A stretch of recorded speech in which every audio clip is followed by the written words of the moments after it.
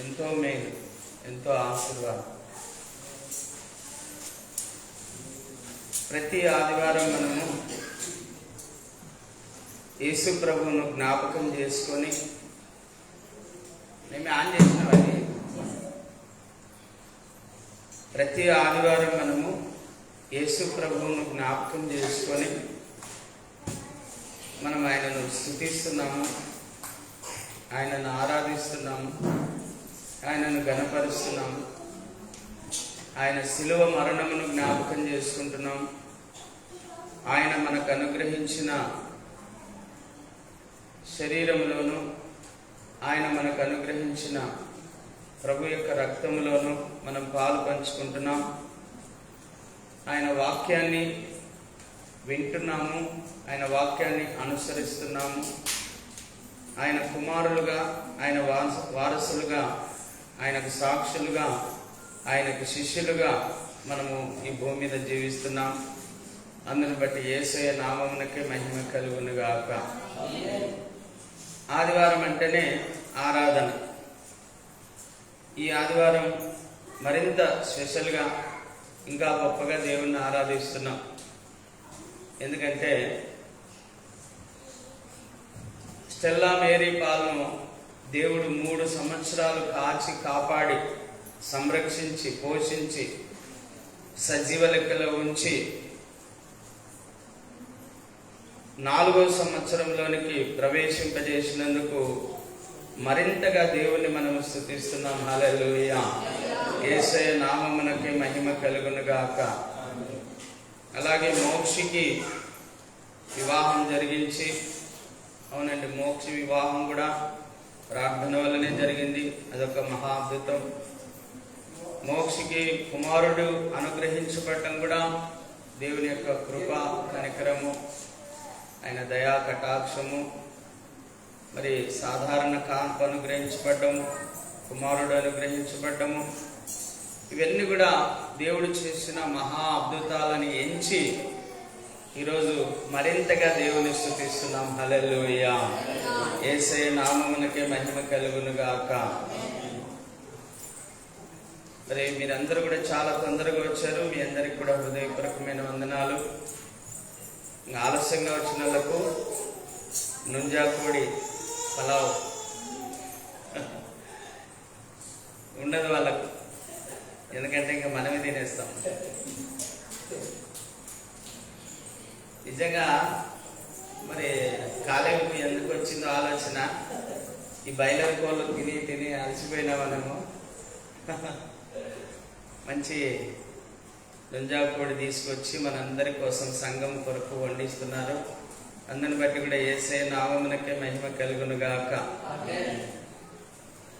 మరి దేవుని వాక్యాన్ని కొద్ది నిమిషాలు మనం ధ్యానం చేద్దాం, శ్రద్ధగా ఆలోచించుదాం.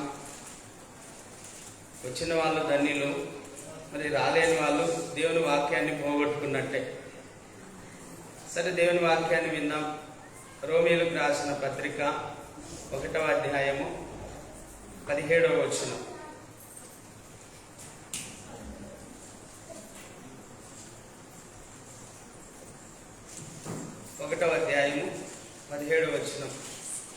చదువుతారా ఎవరన్నా?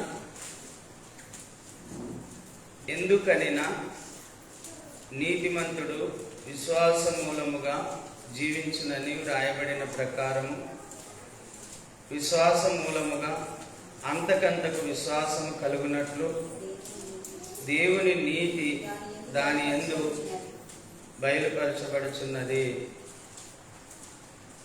దేని యందు? విశ్వాసములో. విశ్వాసము ద్వారానే మనం అందరం కూడా రక్షించబడి ఉన్నాం. యేసు ప్రభు అని,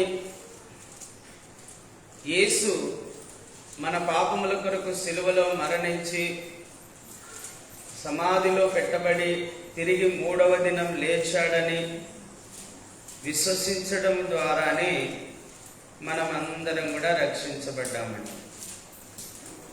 యేసు ప్రభు అని హృదయంలో విశ్వసించి నోటితో ఒప్పుకోవడం ద్వారానే మనం అందరం కూడా రక్షించబడ్డాం.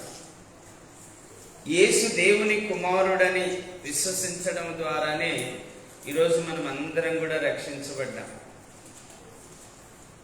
మీ అందరికీ తెలుసు, అబ్రహాము దేవుణ్ణి నమ్మాడు. దేవుని స్వరము విని దేవుణ్ణి నమ్మాడు. అందుకే ఆయన నీతిమంతునిగా ఎంచబడ్డాడు. అబ్రహాం ఎవరు? బొమ్మలకు మొక్కేవాడు, బొమ్మలను దేవుడు అనుకునేవాడు. కానీ దేవుని స్వరం విన్న తర్వాత సృష్టికర్త అయిన దేవుడను నేను తప్ప వేరొక దేవుడు లేడు, ఈ భూమిని ఆకాశమును అందులో ఉన్న సమస్తమును సర్వ సృష్టిని కలగజేసిన వాడను నేను చూపించిన ప్రాంతానికి నువ్వు వెళ్ళాలి అని చెప్పగానే అబ్రహాం ఏం చేశాడు? నమ్మాడు. దేవుడు చూపించిన ప్రాంతానికి వచ్చినాడు. దేవుడు చూపించిన ప్రాంతానికి వచ్చినాడు.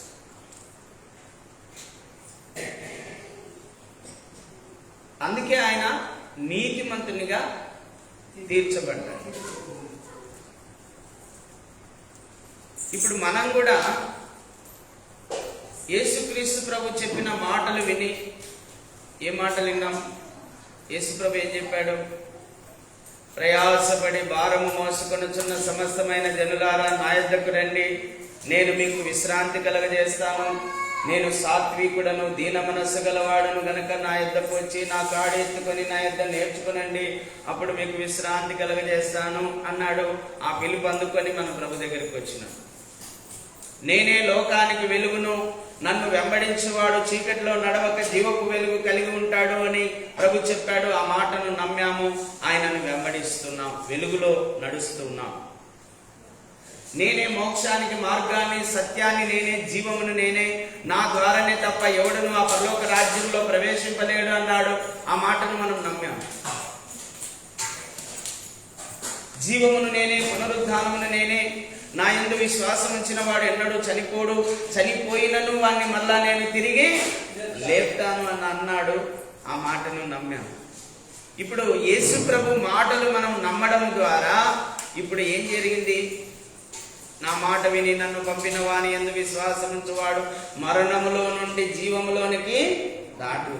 మనం అందరం కూడా మరణములో నుండి జీవంలోకి దాటినాం. ఏ దాని వలన? విశ్వాసము ద్వారా. వింటున్నారా? విశ్వాసము ద్వారా, యేసుక్రీస్తునందు విశ్వాసము ద్వారా మరణములో నుండి జీవములోనికి దాటుతున్నాం. యేసుక్రీస్తునందు విశ్వాసం ఉంచట ద్వారా మరణములో నుండి జీవములోనికి మనము దాటుతున్నాము. యేసుక్రీస్తునందు విశ్వాసం ఉంచట ద్వారా చీకటిలో నుండి వెలుగులోనికి వచ్చేసి, యేసుక్రీస్తునందు విశ్వాసం ఉంచట ద్వారా మరణములో నుండి నిత్య జీవమైన పరలోకానికి మనం వారసులం అవుతున్నాం. యోహాను 3:16 రాయబడిందండి, దేవుడు లోకమును ఎంతో ప్రేమించెను కాగా తన అద్వితీయ కుమారుని యందు విశ్వాసముంచు ప్రతి వాడును నశింపక నిత్య జీవము పొందునట్లు ఆయనను అనుగ్రహించెను అని రాయబడిందండి.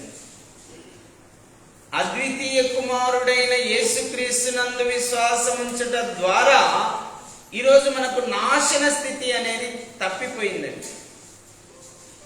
నాశనం అనేది తప్పిపోయి నిత్య జీవం, యుగాయుగాలు దేవునితో కూడా జీవించే భాగ్యం మనందరికీ కలిగింది. హల్లెలూయా. నీతిమంతుడు విశ్వాస మూలమున జీవించును. మళ్ళొకసారి చదువుతాం, వినండి. ఎందుకనినా నీతిమంతుడు విశ్వాస మూలముగా జీవించునని రాయబడిన ప్రకారము విశ్వాస మూలముగా అంతకంతకు విశ్వాసము కలుగునట్లు దేవుని నీతి దాని యందు బయలుపరచబడుచున్నది. హల్లెలూయా. విశ్వాస మూలమున మా వింటున్నారా? విశ్వాస మూలమున నీతిమంతులు విశ్వాస మూలమున జీవిస్తారు. నీతిమంతులు విశ్వాస మూలమున జీవిస్తారు. ఎవరు నీతిమంతులు? రోమా 5:8 ప్రకారం యేసు రక్తంలో కడగబడిన ప్రతి వారు నీతిమంతులే. ఎవరు రక్తంలో కడగబడ్డామండి మనము? యేసు రక్తంలో. యేసు రక్తం మనల్ని పవిత్రులుగా చేసి నీతిమంతులుగా, యేసు ప్రభు రక్తం మనల్ని నీతిమంతులుగా చేసింది. ఎవరు రక్తమ్మ నీతిమంతులుగా చేసింది మనల్ని? యేసు రక్తము మనల్ని పవిత్రులుగా చేస్తుందని 1:9 రాయబడింది. 1 యోహాను. రోమా 5:8 యేసు రక్తము మనలను నీతిమంతులుగా చేసెను అని రాయబడింది. అంటే యేసు రక్తం మనల్ని పవిత్రులుగా చేస్తుంది. వింటున్నారా? యేసు రక్తం మనల్ని పవిత్రులుగా చేస్తుంది. యేసు రక్తం మనల్ని నీతిమంతులుగా చేస్తుంది. మరి నీతిమంతులుగా తీర్చబడిన మనము ఏమిటితో బ్రతుకుతాం? చెప్పాలి. ఏమిటితో బ్రతుకుతాం మనం?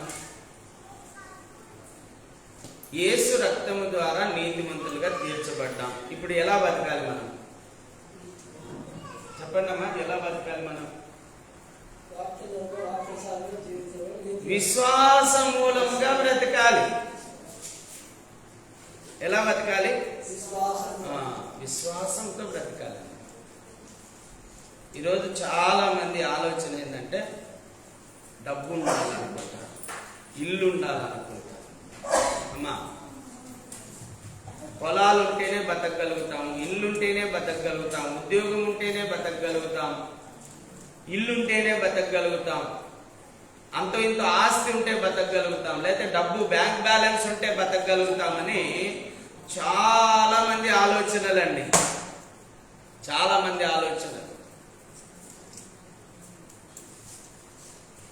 చాలా మంది ఆలోచనలు ఇవే. నిజమా కాదా? మనం కూడా మన పిల్లల కోసం ఏం చేస్తుంటాం? వీళ్ళకు డబ్బు సంపాదించి పెట్టాలని రాత్రింబగలు కష్టపడి చర్చికి కూడా పోకుండా, సువార్త మీటింగ్లకు కూడా పోకుండా, వాక్యాలు వినకుండా, ప్రార్థనలు ఉపవాస ప్రార్థనలకు కూడా వెళ్లకుండా కష్టపడి డబ్బులు సంపాదిస్తున్నారు చాలా మంది. వాళ్ళకు ఉపవాస ప్రార్థనలు అవసరంలా, ఆరాధనలు అవసరంలా, సువార్త కూడికలు అవసరంలా, మీటింగ్స్ అవసరంలా, దేవుని వాక్యం అవసరంలా, ప్రార్థన అవసరంలా, దేవుణ్ణి స్తుతించాలని ఆలోచన చేయరు, దేవుణ్ణి ఆరాధించాలని ఆలోచన చేయరు. ఏం ఆలోచన చేస్తూ ఉంటారంటే ఎప్పుడు సంపాదించాలి, మా పిల్లల కోసం సంపాదించాలి, మా పిల్లల కోసం సంపాదించాలని సంపాదిస్తూ ఉంటారు. నేను అంటున్నాను, ఎంతమంది సంపాదించారు, ఎంతమంది మిగిలించారు? తల్లిదండ్రులు ఏమో పిల్లల కోసం సంపాదిస్తే పిల్లలు పోగొట్టినారు. ఎంతమంది చరిత్రలు మనం చదవాలా? పోగొడతారు. బాగా నేనేమంటున్నానంటే మీతో, మీ పిల్లలను ప్రభు యొక్క శిక్షణలో, బోధలో పెంచడమే వాళ్ళకు ఆస్తి. ప్రభు యొక్క విశ్వాసంలో వాళ్ళను పెంచడమే వాళ్ళకు మీరిచ్చే ఆస్తి. నీతిమంతుడు విశ్వాస మూలంగా జీవిస్తాడు. మీ పిల్లలకు కూడా విశ్వాసములో బలపరిస్తే, మీ పిల్లలు కూడా విశ్వాసములో బలపరచబడి ఆ విశ్వాసముతో బ్రతుకుతారండి. చూడండి, ఒక మాట చదువుతాము. తిమోతిలకు రాసిన 2వ పత్రిక. అమ్మా, తిమోతికి రాసిన 2వ పత్రిక. తిమోతికి రాసిన 2వ పత్రిక.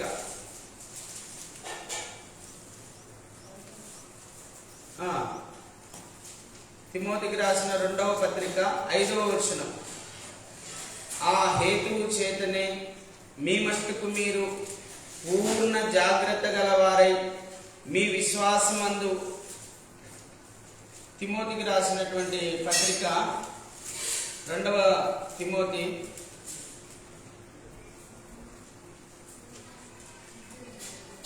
1వ అధ్యాయము 5వ వచనం నేను చదువుతున్నాను, చూడండి. 3, 5, 2 కలిసి ఉంటాయి. నా ప్రార్థనల యందు ఎడతెగక నిన్ను జ్ఞాపకం చేసుకొనొచ్చు, నీ కన్నీళ్లను తలచుకొని నాకు సంపూర్ణ ఆనందము కలుగుటకై నిన్ను చూడవలనని రేయింబగళ్ళు అపేక్షించుచు నీ యందున్న నిష్కపటమైన విశ్వాసమును జ్ఞాపకము చేసుకొని నా పితరాచార ప్రకారము నిర్మలమైన మనస్సాక్షితో నేను సేవించుచున్న దేవుని ఎడల కృతజ్ఞుడనైనాను. ఆ విశ్వాసము మొదట నీ అవ్వయైన లోయిలోను నీ తల్లి అయిన యునేకేలోను వసించెను. అది నీ యందు సహా వసించుచున్నదని నేను రూఢిగా నమ్ముచున్నాను. ఆ హేతువు చేత నా హస్త నిక్షేపణ వలన నీకు కలిగిన దేవుని కృపావరములు ప్రజ్వలింపజేయవలనని నీకు జ్ఞాపకము చేయుచున్నాను. వింటున్నారా? లోయి అనేటువంటి అవ్వగారు తన కుమార్తె అయినటువంటి యునేకకు విశ్వాసాన్ని ప్రసాదించింది, విశ్వాసం ఇచ్చింది. లోయి వెండి బంగారాలు ఇవ్వలేదు తన కుమార్తెకు, ఆస్తులు ఇవ్వలేదు తన కుమార్తెకు. లోయి యునేకేకు విశ్వాసం ఇచ్చిందండి. యునేకే తిమోతి అయినటువంటి తన కుమారునికి ఏమిచ్చిందమ్మా? విశ్వాసము. ఇప్పుడు మనం కూడా మన పిల్లలకి ఏమి ఇవ్వాలి చెప్పండి? విశ్వాసం. వెండి ఇచ్చినా చెడిపోతారు, బంగారు ఇచ్చినా చెడిపోతారు, ఆస్తులు ఇచ్చినా చెడిపోతారు. విశ్వాసం లేనప్పుడు, వారికి విశ్వాసం లేకుండా నువ్వు ఎన్ని ఇచ్చినా అవి నిలబడవు, అన్ని పోగొడతారండి. ముందు నువ్వు వాళ్ళకి ఇవ్వాల్సింది దేవుని మీద విశ్వాసం. బాల్య దినములందే సృష్టికర్తను నువ్వు స్మరణలోకి తీసుకురావాలి. పిల్లలకు ప్రభు యొక్క శిక్షణలో, బోధలో వాళ్ళను పెంచాలి. బాలుడు నడవలసిన త్రోవను బాల్య దినములందే వానికి నువ్వు నేర్పాలి. ఎప్పుడు నేర్పాలమ్మా పిల్లలకు? చిన్నప్పుడే నేర్పాలి, చిన్నప్పుడే నేర్పాలి. మనం ఒక సామెత చెప్తుంటాం, మొక్క ఈ వంగనిది మాన ఈ వంగునా అంటుంటాం. మొక్కగా ఉన్నప్పుడే వాళ్ళకు దేవుని వాక్యాలు నేర్పించాలి. చిన్నప్పటి నుంచి దేవుని వాక్యాలు వాళ్ళకు నేర్పిస్తే, వాళ్ళను ప్రభు యొక్క శిక్షణలో, బోధలో పెరిగితే వాళ్ళు గొప్ప వాళ్ళు అవుతారు. కానీ మనమేమి ఎప్పుడు ఇదే ఆలోచన ఏంటంటే, వీళ్ళకి డబ్బులు సంపాదించి పెట్టాలి, వెండి బంగారాలు సంపాదించి పెట్టాలి, పొలాలు సంపాదించి పెట్టాలి, ఈ మేడ మీద సంపాదించి పెట్టాలి. ఈ ఆలోచనలో అసలైన దాన్ని మర్చిపోతున్నావు. దేవుని వాక్యాలు నేర్పించాలనే ఆలోచన రావడంలా నీకు. వాళ్ళను ప్రభు యొక్క శిక్షణలో, బోధలో పెంచాలనే ఆలోచన వాళ్ళకి మీకు రావడంలా. దేవుని మందిరానికి తీసుకొని వెళ్ళాలి, దేవుని సన్నిధికి తీసుకొని వెళ్ళాలనే ఆలోచన మీకు రావడంలా. యేసుప్రభు ఏం చెప్పాడు? చిన్న పిల్లలను నా యొద్దకు రానీయుడి అన్నాడు. మరి తీసుకొస్తున్నారా? చిన్న పిల్లలను నా యొద్దకు తీసుకొని రండి, చిన్న పిల్లలను నా యొద్దకు రానియండి అంటున్నాడు. తీసుకొస్తున్నారా? చిన్న పిల్లలను ఆశీర్వదించడానికి దేవుడు రమ్మంటున్నాడండి. ఒకానొక సందర్భంలో చిన్నపిల్లలందరూ యేసుప్రభు దగ్గరికి వెళ్ళాలని వచ్చినారండి.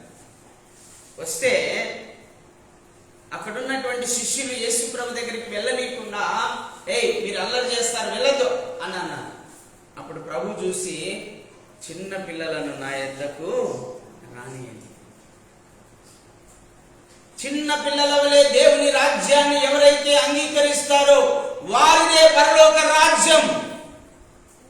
చిన్నపిల్లలు చూడండి, మనం ఏం చెప్పినా వింటారు. వింటారా? వింటారమ్మా? నమ్ముతారు, వాళ్ళు వింటారు. ఎందుకంటే వాళ్ళ వాళ్ళు చిన్న పిల్లలుగా ఉన్నారు. ఇప్పుడు వాళ్ళకు మనం ఏం నేర్పినా అది నేర్చుకుంటారు, అది మనసులో పెట్టుకుంటారు, అదే అనుసరిస్తారు పెద్దగైనా కూడా. బాలుడు నడవలసిన త్రోవను వానికి బాల్య దినమందునే నేర్పుము, వాడు పెరిగి పెద్దవాడైనను దానిలో నుండి తొలగిపోడు అని రాయబడిందండి సామెత 22:6.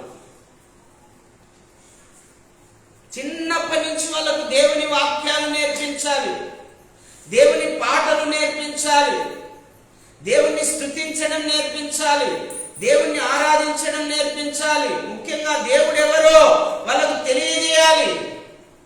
ఈయనే ఎందుకు నిజమైన దేవుడు, యేసు ప్రభువే ఎందుకు నిజమైన దేవుడు అనేది వాళ్ళకు తెలియజేయాలి. తెలియజేయాల్సిన బాధ్యత మన మీద ఉందండి, మన మీద ఉంది. అందుకే ప్రసంగి గ్రంథంలో 12వ అధ్యాయంలో ఏం రాయబడింది? బాల్య దినములందే సృష్టికర్తను మీ పిల్లలకు స్మరణలోనికి తీసుకొని రండి అన్నాడు. చిన్నప్పుడే సృష్టికర్త అయిన దేవుడు ఎవరో వాళ్ళు తెలుసుకునేలాగా చేయాలి. అది మన బాధ్యత. కానీ మనము ఆస్తులు ఇవ్వాలని చూస్తున్నాం, డబ్బులు ఇవ్వాలని చూస్తున్నాం, వెండి బంగారాలు ఇవ్వాలని చూస్తున్నాం, చదువులు ఇంజనీర్లు డాక్టర్లు చేయాలని ఆశపడుతున్నాం. కానీ నేను చెప్తున్నాను, వాటన్నిటికంటే ముందు మీ పిల్లలను విశ్వాసంలో బలపరచాలి. హల్లెలూయా. విశ్వాసంలో బలపరచాలి. మా తల్లిదండ్రులు మాకు ఏమీ సంపాదించి పెట్టలేదు, మాకు ఎటువంటి ఆస్తులు ఇవ్వలేదు, సొంత ఇల్లు కూడా ఇవ్వలేదండి, మాకు ఆధారం కూడా ఏమీ కల్పించలేదు. ఎలా జీవిస్తున్నాము? కేవలం యేసుక్రీస్తు ప్రభువు మీద ఉన్నటువంటి విశ్వాసము ద్వారా. నీతిమంతుడు విశ్వాస మూలమున జీవించును. మేము స్టెల్లా మేరీపాల్ బర్త్డే ఇంటి దగ్గరనే ఏదన్నా సింపుల్గా ఒక 10 మందినో 5 మందినో పిలుచుకొని చేసుకుందాంలే అని ఆలోచన చేసినాం. అయినా కూడా దేవుని చిత్తంలో దేవుడు ఎట్లా నడిపిస్తే అట్లా నడుద్దాం అని ప్రార్థన చేస్తూ దేవుని మీద విశ్వాసం ఉంచినాం. నాకు నమ్మకం ఏంటంటే, నేను దేవుణ్ణి ప్రేమిస్తున్నాను, దేవుణ్ణి ప్రేమించే వారికి సమస్తము సమకూడి జరుగుతాయని లేఖనాల్లో రాయబడింది. వింటున్నారమ్మా? నేను దేవుణ్ణి ప్రేమిస్తున్నాను, దేవుణ్ణి ప్రేమించే వారికి సమస్తము సమకూడి జరుగుతాయని రాయబడింది. ఆ టయానికి దేవుడే చూసుకుంటారులే అనే నమ్మకం.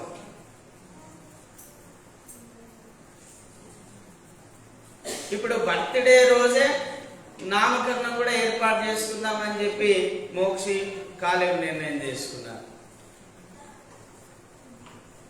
చూడండి ఎలా అన్ని. కేక్ కావాలి, ప్రార్థన చేస్తుంటే పోయిన శుక్రవారం ప్రార్థన చేస్తుంటే మంగమ్మక్క గారు కేక్ నేను తీసుకొస్తాను అన్నాను. అయిపోయింది, సమస్య సాల్వ్. కాలేమేమో నేను నింజా కోడి తీసుకొని వస్తున్నాను ఆలగడ్డ నుంచి అని చెప్పినారు. నింజా కోడి కూడా వచ్చేసింది. భోజనాలకు కావలసినవన్నీ దేవుడు సమకూర్చినాడు. నిన్నటి దినం ఒక ఆటో కొన్నాడు యేసన్న. ఆయన ప్రార్థన చేయించుకొని ఆటో ప్రారంభించి మొదలుపెట్టి ప్రారంభించాము. ఆటో ప్రార్థన చేసి తండ్రి కుమార పరిశుద్ధ ఆత్మ నామంలో ఆయన 1000 రూపాయలు కానుకిచ్చాడు. ఆ కానుకిస్తే సరుకులు, చర్చిలో కావాల్సిన ఆయిల్ ఇవన్నీ తీసుకురావడం జరిగింది. అంటే నీతిమంతుడు ఎలా బతుకుతాడు? విశ్వాస మూలమున. గుర్తుపెట్టుకోండి. ఈ 18 సంవత్సరాలు మనం జరిగించిన మీటింగ్స్ కానీ, ఈ 18 సంవత్సరాలు మేము జీవించిన జీవితం కానీ కేవలం విశ్వాసంతోనే బ్రతికినాం కానీ డబ్బు ఉండి బ్రతకలేదండి. మేము డబ్బు ఉండి బ్రతకలేదు, విశ్వాసం ఉండి బ్రతుకుతూ ఉన్నాం. ఈ రోజు కూడా విశ్వాసం ఉండే గొప్ప కార్యాలు చేయగలుగుతున్నాం, విశ్వాసం ఉండే అద్భుతాలు చేయగలుగుతున్నాం, విశ్వాసం ఉండే రోగులను స్వస్థపరచగలుగుతున్నాం, విశ్వాసము ద్వారానే దయ్యాలను వెళ్ళగొట్టగలుగుతున్నాం. విశ్వాసము ద్వారానే ఇంత పెద్ద మందిరం కట్టగలిగాం. విశ్వాసము ద్వారానే తెల్లపురి మందిరం, రాయపాడు మందిరం కట్టగలిగాం. విశ్వాసము ద్వారానే లోన్ ద్వారా కారు తీసుకోగలిగాం. నెలకు 7,650 రూపాయలు ఎట్లా కట్టగలమని ఆలోచన చేయరమ్మా ఎవరైనా? కానీ దేవుని చిత్తం అలా నెరవేరింది. కడుతూనే ఉన్నాం. ఇప్పటికి 26 నెలలు అయిపోయింది. 26 నెలలు కుంటుపడకుండా, ఒక్క బ్రేక్ లేకుండా కట్టగలిగాం. అదొకటే నా ఓలా కంతు సంవత్సరం రోజులు కట్టగలిగాం ఒక్క బ్రేక్ లేకుండా. ఎలా? విశ్వాసం. ఓలా కంతు 4,300, కారు కంతు 7,650 రూపాయలు. పైన రూమ్ వేసినాం కదా, ఆ రూమ్కి తెచ్చిన 50,000 రూపాయలు మా దగ్గర ఉన్నటువంటి ఒక 10,000, 15,000 రూపాయలు, అంత కలిపి 65,000 రూపాయలు అయింది. ఆ 65,000 రూపాయలు టీవీఎస్ ఫైనాన్స్ లో 50,000 తీసుకున్నాం. ఆ 50,000కు 2,350 రూపాయలు కట్టాలి ప్రతి నెల. ఇవన్నీ ఎలా కట్టగలుగుతున్నామంటే ఇప్పుడు కూడా నాకు అర్థం కాదు. ఏంటంటే ఒకటి మాత్రమే ఉంది నాలో, ఏంటంటే విశ్వాసం. హల్లెలూయా. నీతిమంతుడు దేని ద్వారా జీవిస్తాడమ్మా? నా యందు విశ్వాసం ఉంచిన వాడు ఎన్నడూ సిగ్గుపడడు.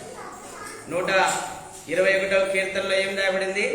నా యందు విశ్వాసం ఉంచిన వాడు, యెహోవా యందు విశ్వాసం ఉంచిన వాడు నిత్యము కదలక సియోను కొండవలే, సియోను కొండలాగున్నాను నేను. నాకు దిగులు లేదు, చింత లేదు, భయం లేదు, బాధ లేదు, ఏం లేదు. ఒక బెల్లం కొట్టిన రాయిలాగా అయిపోయాను. అంటే నాకు భయం లేదు. ఎందుకంటే నా ప్రభు ఉన్నాడు, నా దేవుడు ఉన్నాడు, నా జీవం కలిగిన దేవుడు ఉన్నాడు, సర్వశక్తి గల దేవుడు నాకున్నాడు, సర్వాధికారి అయిన దేవుడు నాకున్నాడు, సృష్టికర్త అయిన దేవుడు నాకున్నాడు. మొదటివాడు, కడపటివాడు, వర్తమాన భూత భవిష్యత్ కాలములలో సర్వాధికారి అయిన దేవుడు నాకున్నాడు, జీవాధిపతి నాకున్నాడు, సర్వాధికారి నాకున్నాడు అనే ఒక విశ్వాసం అండి. అందుకే నేనేం చెప్తున్నా అంటే, ఈరోజు లోయలో నుంచి యునేలోకి ఏమొచ్చిందమ్మా? 1 కోటి రూపాయలు వచ్చిందా? 10 ఎకరాల పొలం వచ్చిందా? వెండి బంగారం వచ్చిందా? విశ్వాసం వచ్చింది. యునేకేలో నుంచి తిమోతిలోకి ఏమొచ్చింది? ఏమొచ్చింది చెప్పండి అమ్మా? విశ్వాసం. చదవండి, మళ్ళొకసారి చదవండి, మీకు బాగా అర్థమయ్యేటట్టుగా మళ్ళొకసారి చదువుదాం ఆ మాటలు. 2 తిమోతి 1వ అధ్యాయము 3వ వచనం నుంచి చదువుదాం. నా ప్రార్థనల యందు ఎడతెగక నిన్ను జ్ఞాపకము చేసుకొనొచ్చు. పౌలు తిమోతికి రాస్తున్నాడండి ఈ ఉత్తరం. నా కన్నీళ్లను తలుచుకొని నాకు సంపూర్ణ ఆనందము కలుగుటకై నిన్ను చూడవలనని రేయింబగళ్ళు అపేక్షించుచు నీ యందున్న నిష్కపటమైన విశ్వాసమును. ఎటువంటి విశ్వాసం ఉందంటమ్మా తిమోతిలో? అమ్మ, కపటమైన విశ్వాసం ఉండకూడదండి. యూదాకు ఏముందమ్మా? ఇస్కరియోతు యూదాకు ఏముంది? మంచి విశ్వాసం ఉంది. ఆయనకు కపటమైన విశ్వాసం ఉంది. ఏ విశ్వాసము చెప్పండి? యేసు ప్రభు రాజు అయితే నేను కనీసము ఆర్థిక శాఖ మంత్రిని అవుతాను అనుకున్నాడు. యేసు ప్రభు డబ్బు సంచి యూదా దగ్గర పెడితే దాంట్లో నుంచి దొంగిలించుకుంటూ వచ్చినాడు.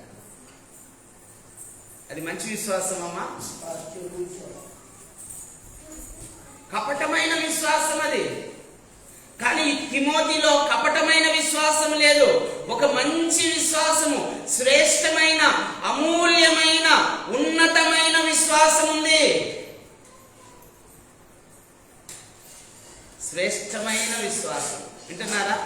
అమూల్యమైన విశ్వాసం, ఉన్నతమైన విశ్వాసం, మంచి విశ్వాసం, మంచి ఆలోచనతో కూడిన విశ్వాసము తిమోతిలో ఉందండి. మరి తిమోతికి ఇంత మంచి విశ్వాసం ఎక్కడి నుంచి వచ్చింది వింటున్నారా? తిమోతికి ఇంత మంచి విశ్వాసం ఎక్కడి నుంచి వచ్చింది? దేవుని దాసునైన నాకు ఇంత మంచి విశ్వాసం ఎక్కడి నుంచి వచ్చిందంటే దేవుని వాక్యములో నుంచి. హల్లెలూయా. ఎక్కడి నుంచి వచ్చిందమ్మా? వాక్యంలో ఏం రాయబడింది? వినుట వలన ఏం మాటలు వినాలంట? యేసుక్రీస్తు వలనైన మాటలు వినాలి. యేసుక్రీస్తు మాటలు వింటే మనకు విశ్వాసం వస్తుంది. ఏం వినాలమ్మా? యేసుక్రీస్తు మాటలు వినేది నేర్చుకోండి. మీరు ఎక్కడి నుంచి ఎక్కడి వరకు ఉంటాయి యేసుక్రీస్తు మాటలు? మత్తయి నుంచి ప్రకటన వరకు ఉంటాయి యేసుక్రీస్తు మాటలు. ఆ యేసుక్రీస్తు మాటలు వినాలి మీరు. ఆ యేసుక్రీస్తు మాటలు వింటే మీరు విశ్వాసంలో బలపరచబడతారు. నేను యేసుక్రీస్తు మాటలు చదివాను, వినాను, ఈరోజు విశ్వాసంలో బలపడ్డాను. మీరు కూడా విశ్వాసంలో బలపడాలంటే అమ్మా, మీకు పుట్టిన పిల్లలు విశ్వాసంలో బలపరచబడాలంటే, వింటున్నారా? మీ పిల్లలు విశ్వాసంలో బలపరచబడాలంటే దేవుని వాక్యము వాళ్ళకు నేర్పించాలి. హల్లెలూయా. ఏం నేర్పించాలమ్మా? దేవుని వాక్యం. చదవండి. ఎఫెసీ 6:1 చదవండి. ఎఫెసీ 6:1 నుంచి చదవండి. ఎఫెసీ ప్రభువునందు మీ తల్లిదండ్రులకు పిల్లలారా, పిల్లలు ఏం చేయాలంటమ్మా? తల్లిదండ్రులకు విధేయులై ఉండాలి. ఇది ధర్మము. నీకు మేలు కలుగునట్లు నీ తండ్రిని నీ తల్లిని సన్మానించాలి. అమ్మా వింటున్నారా? నీకు మేలు కలగాలంటే నీ తల్లిని నీ తండ్రిని సన్మానించాలి. నీకు మేలు కలగాలంటే నీ తల్లిని నీ తండ్రిని సన్మానించాలి. అప్పుడు నీవు భూమి మీద ఎక్కువ కాలం బ్రతుకుతావండి. ఈరోజు అందరు మధ్యనే పోతున్నారు. కారణం ఏంటంటే తల్లిదండ్రులు ఎవరు ప్రేమించడం, తల్లిదండ్రులు ఎవరు చూసుకోవడం. వాళ్ళు పెట్టిన నాళ్ళు బాగా తింటున్నారు. వాళ్ళ కాడ ఏమీ లేదని తెలిసిన తర్వాత వదిలేస్తున్నారు. వాళ్ళ కాడ ఏమన్నా ఉంటే ఆ ఉన్నదాన్ని పట్టుకొని ఉన్నారు. ఆ రాజశేఖర రెడ్డి గారి దేవుడిచ్చిన ఆలోచన చొప్పున, జగనన్నకు దేవుడిచ్చిన ఆలోచన చొప్పున ఈరోజు విడోస్కు, వృద్ధాప్యంలో ఉన్న వాళ్ళకు, వికలాంగులకు పెన్షన్ రాబట్టి వాళ్ళని తీసుకుపోయి ఇంట్లో పెట్టుకుంటున్నారు. లేకపోతే ఎప్పుడు బయటనే వాడేసేవాళ్ళు.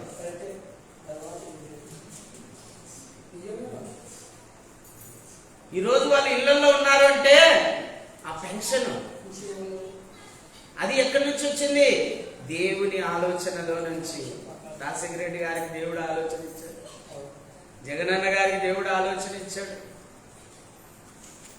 ఆ ఆలోచనను బట్టే వాళ్ళు ఈరోజు పోషించబడతారు. వాళ్ళ దగ్గర ఏమన్నా నన్నాలు పట్టుకుంటున్నారు, ఏమీ లేకపోయేసరికి వదిలేస్తున్నారు. నేను చాలా ఆశ్రమాలు దర్శించానండి. ఒకటి రైల్వే స్టేషన్, రైల్వే గేట్ దగ్గర ఉంది, కర్నూలు పోయే రోడ్లో ఆడొక ఆశ్రమం ఉంది. తర్వాత ఇక్కడ చాబోల్ రోడ్డుకు ఒక ఆశ్రమం ఉంది. తర్వాత గాజులపల్లె రోడ్లో ఒక ఆశ్రమం ఉంది. ఈ ఆశ్రమాల్లో ఎవరున్నారయ్యా అని చూస్తే మైదుపూర్ దగ్గర ఒక ఆశ్రమం ఉందండి, అది కూడా చూశారు. దీంట్లో ఉండేదల్లా ఎవరయ్యా అంటే ముసలోళ్ళు. ఎవరయ్యా అంటే బాగా బతికిన వాళ్ళే, బాగా ఉన్నోళ్ళే. వృద్ధాప్యం వచ్చిందని బయటికి గెంటేస్తున్నారు. ఎందుకు గెంటేస్తున్నారు? వాళ్ళు ఒంటికి వస్తే తుడవాలి, లెట్రిన్ కూర్చుంటే కడగాలి, వాళ్ళకు ఓపిక ఉండదు లేయడానికి, కూర్చోడానికి, వాళ్ళ దగ్గర దుర్వాసన వస్తుంటుంది. ఇవన్నీ మేము భరించాలని అని పిల్లలు ఏం చేస్తారు? భర్తలతో అక్కడ బటన్ నొక్కితే ఇక్కడ పని చేస్తుంటారు, అంతే కదండి. భార్య బటన్ నొక్కితే ఈయన ఆటోమేటిక్గా రోబోలాగా పనిచేస్తుంటాడు, తీసుకుపోయి అక్కడ వేస్తాడు. ఈ బాధ ఎందుకు నాయన, ఈ పిల్లం పోడు, ఈ తల్లిదండ్రుల పోడు ఎందుకని తీసుకుపోయి హాస్టల్లో వేస్తాడు, ఎక్కడో తీసుకుపోయి అనాథాశ్రమంలో వేసేస్తాడు. అందుకే మధ్యనే పోతున్నారు. ఎవడైతే తల్లిని తండ్రిని సన్మానిస్తాడో వాడు ఎక్కువ కాలం ఈ భూమి మీద జీవిస్తాడని. నేను చాలాసార్లు ఫేస్బుక్లో పెట్టాను, తల్లులారా మీ భర్తలు ఎక్కువ కాలం భూమి మీద బతకాలంటే మీ అత్తమామలను బాగా చూసుకోండి.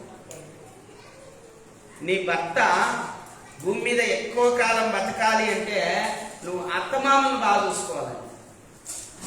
ఈ విషయంలో చాలా మంది ఫెయిల్ అయిపోతున్నారు. దేవుని నియమాన్ని పాటించడం లేదు, దేవుని ఆజ్ఞను అనుసరించడం లేదు. ఆజ్ఞలలో ప్రధానమైన ఆజ్ఞ తల్లిదండ్రులను సన్మానించాలి, అప్పుడే నీకు మేలు కలుగుతుంది. వింటున్నారా? తల్లిదండ్రులను సన్మానిస్తే నీకు మేలు కలుగుతుంది. తల్లిదండ్రులను సన్మానిస్తే నువ్వు దీర్ఘాయుష్మంతుడు అవుతావు, ఎక్కువ కాలం ఈ భూమి మీద జీవిస్తావండి. మా నాన్నగారు మా అమ్మకు గోరుముద్దలు తినిపించినాడు. మా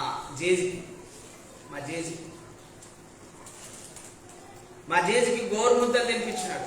మా అబ్బను చూసుకున్నాడు, మా జేజిని చూసుకున్నాడు మా నాన్న. మా నాన్న 82 సంవత్సరాలు నడుస్తూనే తిరుగుతూ ప్రభునందు నిద్రించాడు.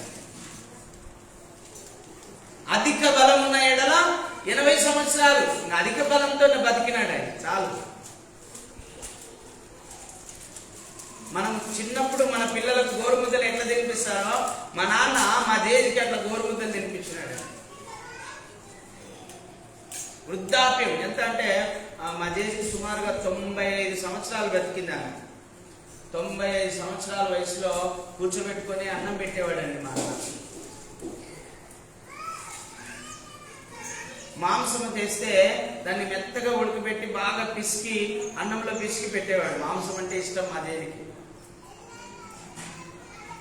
తల్లిదండ్రులను అలా సన్మానించినందుకే ఆయన కూడా ఎక్కువ కాలం బతకగలిగాడు భూమి మీద. చదవమ్మా.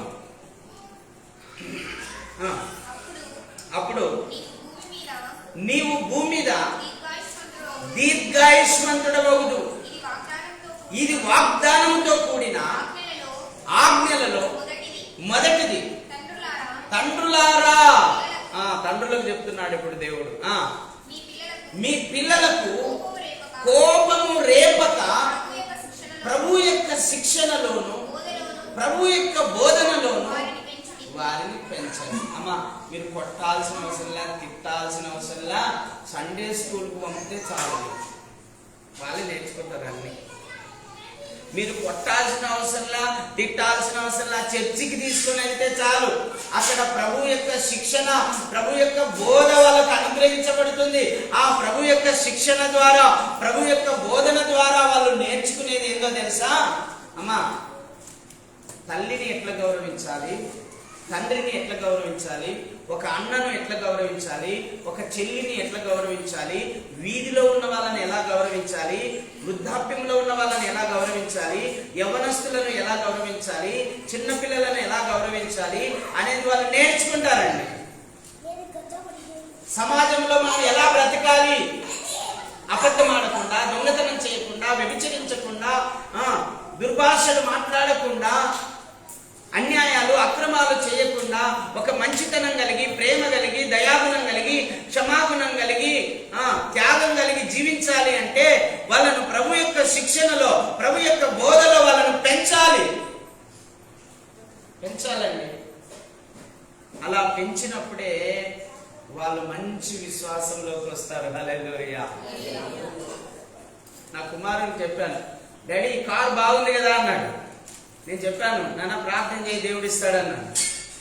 ప్రార్థన చేశాడు. ప్రార్థన పలికించినాను వాటితో, ఒక 10 సార్లు పలికించిన చేశాడు. డాడీ ఇంకా కారు ఇస్తాడా మనకన్నాడు. ఇస్తాడు, తప్పకుండా ఇస్తాను నాన్న. దేవుడు నెల రోజుల లోపల దేవుడు కారు ఇచ్చాడు. హల్లెలూయా. అంతే. మనం విశ్వాసం నేర్చుకున్నాము, విశ్వాసంలో బలపరచబడినాము. ఇప్పుడు మన పిల్లలకు కూడా విశ్వాసం నేర్పించాలి. కాలేబు మోక్షి తన కుమారునికి ఇవ్వాల్సింది ఆస్తిపాస్తులు కాదు, వెండి బంగారాలు కాదు, పొలాలు కాదు, ఇల్లు కాదండి, విశ్వాసం ఇవ్వాలి. స్టెల్లా మేరీ పాలకు నేను నయ్యంని ఇవ్వాల్సింది ఏంటంటే విశ్వాసం ఇవ్వాలి. విశ్వాసం ఉంటే వాడు అరణ్యంలో ఉన్నా బతుకుతాడు, నడి సముద్రమున ఉన్నా బతుకుతాడు. హల్లెలూయా. ఏలియాకు అరణ్యంలో కాకులు ఎట్లా వచ్చి ఆహారం ఇచ్చినాయమ్మా? విశ్వాసం. దేవుని మీద నమ్మకం ఉంది. ఏలియాను పోయి అరణ్యంలోకి అంటే అరణ్యంలోకి పోయినాడు, అరణ్యంలో ఉన్నాడు. దేవుడు చెప్పిన మాటను నమ్మి అరణ్యంలో ఉన్నందుకు ఆయనకు కాకులతో ఆహారం పంపించాడు. హల్లెలూయా. నువ్వు కూడా ఈరోజు దేవుని మాటను నమ్ము. దేవుని మాటను నమ్మితే దేవుడు నీ పట్ల కార్యం చేస్తాడు. ప్రభు ఏమన్నాడు? నమ్ముట నీ వలనైతే నమ్మువానికి అంతే. నీ పిల్లలకు నమ్మకం నేర్పు. నువ్వు నమ్మకం నేర్చుకో. బైబిల్ వాక్యాన్ని చదివి నీ పిల్లలకు కూడా నేర్పించు. దేవుడు ఎందుకో మరి హోలీ ఫెయిత్ను రోజు స్కూల్కి తీసుకురావడానికి దేవుడు ఏర్పాటు చేశాడు. ముందు ఆటోలోనే పంపిస్తున్నాం. మరి ఎట్లుండి ఏమో మరి వాడిని బండి మీద తీసుకుపోవడానికి దేవుడు కృప చూపాడు. అయితే రోజు ఒక వాక్యం నేర్పుతూ ఉన్నాను. హల్లెలూయా. రోజు ఒక వాక్యం మనకి నేర్పుతూ ఉన్నాను, గుర్తు చేస్తున్నాను. ఇంతకు ముందు చెప్పిన వాక్యాలు మళ్ళా రిపీట్ చేస్తున్నాను. ఎందుకంటే ఆ వాక్యాలన్నీ వాని హృదయంలో ముద్ర వేయబడాలి. ఆ వాక్యము ద్వారానే వానిలో విశ్వాసం రావాలి. హల్లెలూయా. అందుకే ప్రభు రాయించాడండి వాక్యంలో. సొలొమోను అంటాడు, ఇదిగో మీ పిల్లల వేళ్లకు కట్టండి వాక్యమును. ఎక్కడ కట్టాలంటమ్మా? ఏళ్లకు కట్టాలంట. సండే స్కూల్లో ఏం నేర్పుతారు? నశించిన దానిని వెదకి రక్షించుటకు మనుష్య కుమారుడు లోకమునకు వచ్చానని వేళ్ళకు కడతారు. అంటే ఈ వేళ్లలో ఉండిపోవాలి వాక్యము. వేళ్ళ లెక్కల్లో లెక్కలు ఎక్కడేస్తామా? వేళ్లతోనే చేస్తాం కదా లెక్కలు. అలాగే వాక్యము వేళ్లలోకి రావాలి. తర్వాత ఏమంటాడు? మీ పిల్లల యొక్క హృదయాల మీద వాక్యాలను లిఖించండి. ఎక్కడున్నారంట వాక్యం? జనం వచ్చి ఏడ పెడతారు? మీరు తల కింద పెడతారు కదా. తల కింద పెట్టడం అనేది ఒక మూఢనమ్మకం అనుకోవచ్చు. కానీ ఆ వాక్యాన్ని మీ పిల్లల హృదయంలోకి తీసుకొచ్చారనుకోండి, అది పర్ఫెక్ట్ నమ్మకం. ఆ వాక్యాన్ని మీ పిల్లల హృదయంలోకి రావాలి. వ్యభిచరించకూడదు, దొంగిలించకూడదు, అబద్ధం ఆడకూడదు, తల్లిదండ్రులను సన్మానించాలి, నిన్ను వలె నీ పొరుగు వారిని ప్రేమించాలి. ఈ మాటలు వాళ్ళ హృదయంలో నాటితే దేవుడు గుర్తు చేసి వారిని ఆ చక్కని మార్గంలో నడిపిస్తాడు. హల్లెలూయా. ఆ వాక్యాన్ని వాళ్ళ హృదయంలో లేకపోతే వానికి ఏం దారి తెలుస్తుందమ్మా? వాక్యమే మనకు దారి. ప్రభు అందుకే అన్నాడు, నేనే మార్గమును అన్నాడు. ఏంటది? వాక్యమును మనకు బోధించి ఆ వాక్యము ద్వారా మనకు దారి చూపిస్తున్నాడు. ఆ వాక్యము ద్వారా మనకు ఒక మార్గాన్ని సరళం చేస్తున్నాడు. ఆ మార్గం ఎక్కడికి పోతుందమ్మా?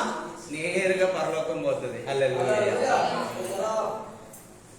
మనము పరలోకం చేరొచ్చు, మన పిల్లలు కూడా పరలోకం చేరొచ్చు ఈ వాక్య మార్గంలో వెళ్తే.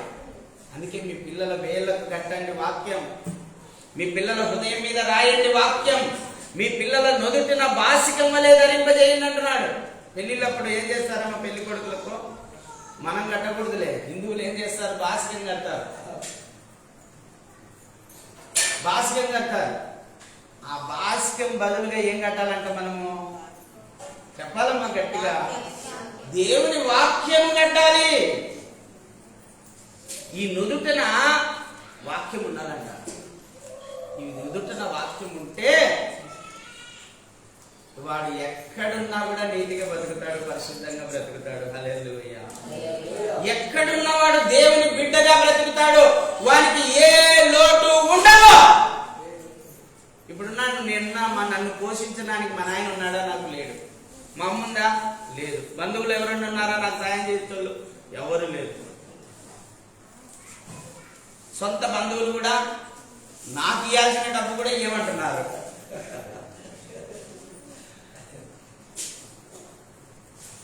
ఎవడు మనల్ని పోషించడు, ఎవడు మనల్ని కాపాడు. దేవుని మీద విశ్వాసం గనక ఉంటే నువ్వు ఎక్కడున్నా బతుకుతావు. హల్లెలూయా. ఇప్పుడు నన్ను తీసుకుపోయి అమెరికాలో వాడేయండి, ఆడ కూడా బతుకుతా. నన్ను తీసుకుపోయి అడవుల్లో వేయండి, అడవుల్లో కూడా బతుకుతా. ఎందుకు? నా హృదయంలో ఏముంది? దేవుని మీద విశ్వాసం ఉంది. ఆ దేవుని మీద విశ్వాసం ఎలా వచ్చింది? ఈ వాక్యము ద్వారా వచ్చింది. దేవుడు మనకు అనుగ్రహించిన వాక్యము ద్వారా విశ్వాసం వచ్చింది. ఆ విశ్వాసం మనలో ఉంటే మనం ఎక్కడున్నా బ్రతుకుతాం. నడి సముద్రంలో ఉన్నా బతుకుతాం, అరణ్యములో ఉన్నా బతుకుతాం, శత్రువుల మధ్యన ఉన్నా కూడా బతుకుతాం, క్రూరమైన తోడేళ్ల మధ్యన ఉన్నా కూడా బతుకుతాం. మనకు ఏ లోటు రానియడు. హల్లెలూయా. అందుకే విశ్వాసాన్ని మీరు మీ పిల్లలకు నేర్పించాలి. యునేకేలో, లోయలో నుంచి యునేకేలోకి, యునేకేలో నుంచి ఎవరిలోకి వచ్చిందమ్మా విశ్వాసము? మర్చిపోయినట్టున్నారు కదా. తిమోతిలోని. గుర్తుపెట్టుకోవాలి. మరి ఏ విధంగా అయితే లోయి తన విశ్వాసాన్ని తన కుమార్తె అయినటువంటి యునేకేలోకి, యునేకే తన కుమారులోనికి విశ్వాసం ఎలాగో వాళ్ళకు నేర్పించిందో, మీరు కూడా మీ పిల్లల పిల్లల పిల్లలకు విశ్వాసాన్ని నేర్పించాలి. హల్లెలూయా. ఆ విశ్వాసం మీ పిల్లల్లోకి రావాలంటే ఎక్కడ పెంచాలి? ప్రభు యొక్క శిక్షణలోను బోధలోను పెంచాలి. ప్రభు యొక్క శిక్షణలో బోధలో ఎప్పుడు పెంచాలి? బాల్యములో ఉన్నప్పుడే, చిన్న పిల్లలుగా ఉన్నప్పుడే సృష్టికర్తను వాళ్ళకు జ్ఞాపకం చేయాలి. బాల్యంలో ఉన్నప్పుడే దేవుని వాక్యాలు వాళ్ళకు నేర్పించాలి. అప్పుడు పెరిగి పెద్దవారైనను దానిలో నుంచి తొలగిపోరు. చూడండి, అపోస్తల కార్యం 12వ అధ్యాయము 13వ వచనం నుంచి చదువుదాం. బైబిల్ ఉన్న వాళ్ళందరూ తీయండి, తీసుకోండి, నిదానంగా ధ్యానం చేద్దాం.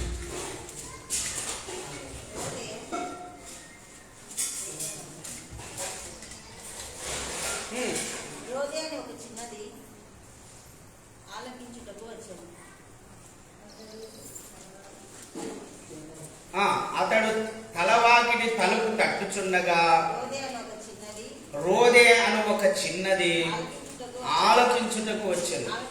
ఆమె పేతురు స్వరం గుర్తుపట్టి సంతోషం చేత తలుపు తీయక లోపలికి పరిగెత్తుకొని పోయి పేతురు తలుపు దగ్గర నిలుచున్నాడని తెలిపాను. అందుకు వారు అదండి ఏమన్నారు? నువ్వు పిచ్చిదానవు అన్నాడు. చిన్న పాప అండి. అమ్మా రాత్రంతా ప్రార్థన చేసినారు. ఏమని ప్రార్థన చేసినారో తెలుసా? వింటున్నారా? 100 మంది కూడుకొని రాత్రంతా ప్రార్థన చేసినారు. అయ్యా పేతురును బయటకు తీసుకురా. యాకోబును శిరచ్ఛేదనం చేసినారు. పేతురును కూడా శిరచ్ఛేదనం చేస్తారేమో. పేతురును బయటకు తీసుకురా ప్రభా, పేతురును బయటకు తీసుకురా ప్రభా, పేతురును బయటకు తీసుకురా ప్రభా అని రాత్రల్లా ప్రార్థన చేసినారు. రాత్రంతా ప్రార్థన చేసినారు. చూడండి, అక్కడ పై వచనం చూడండి.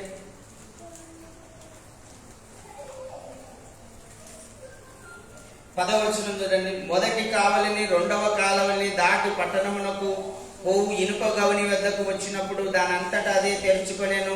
వారు బయలుదేరి ఒక వీధి దాటిన వెంటనే దూత అతనిని విడిచిపోయాను. పేతురు తెలివి వచ్చి ప్రభు తన దూతను పంపిన హేరోదు చేతిలో నుండి యూదులను ప్రజలను నాకు చేయనుద్దేశించిన వాటన్నిటి నుండి నన్ను తప్పించి ఉన్నాడని ఇప్పుడు నాకు నిజముగా తెలిసి ఉన్నదని అనుకొనెను. ఇట్లు ఆలోచించి అతడు మార్కు అను పేరు గల యోహాను తల్లి అయిన మరియ ఇంటికి వచ్చెను. అక్కడ అనేకులు కూడి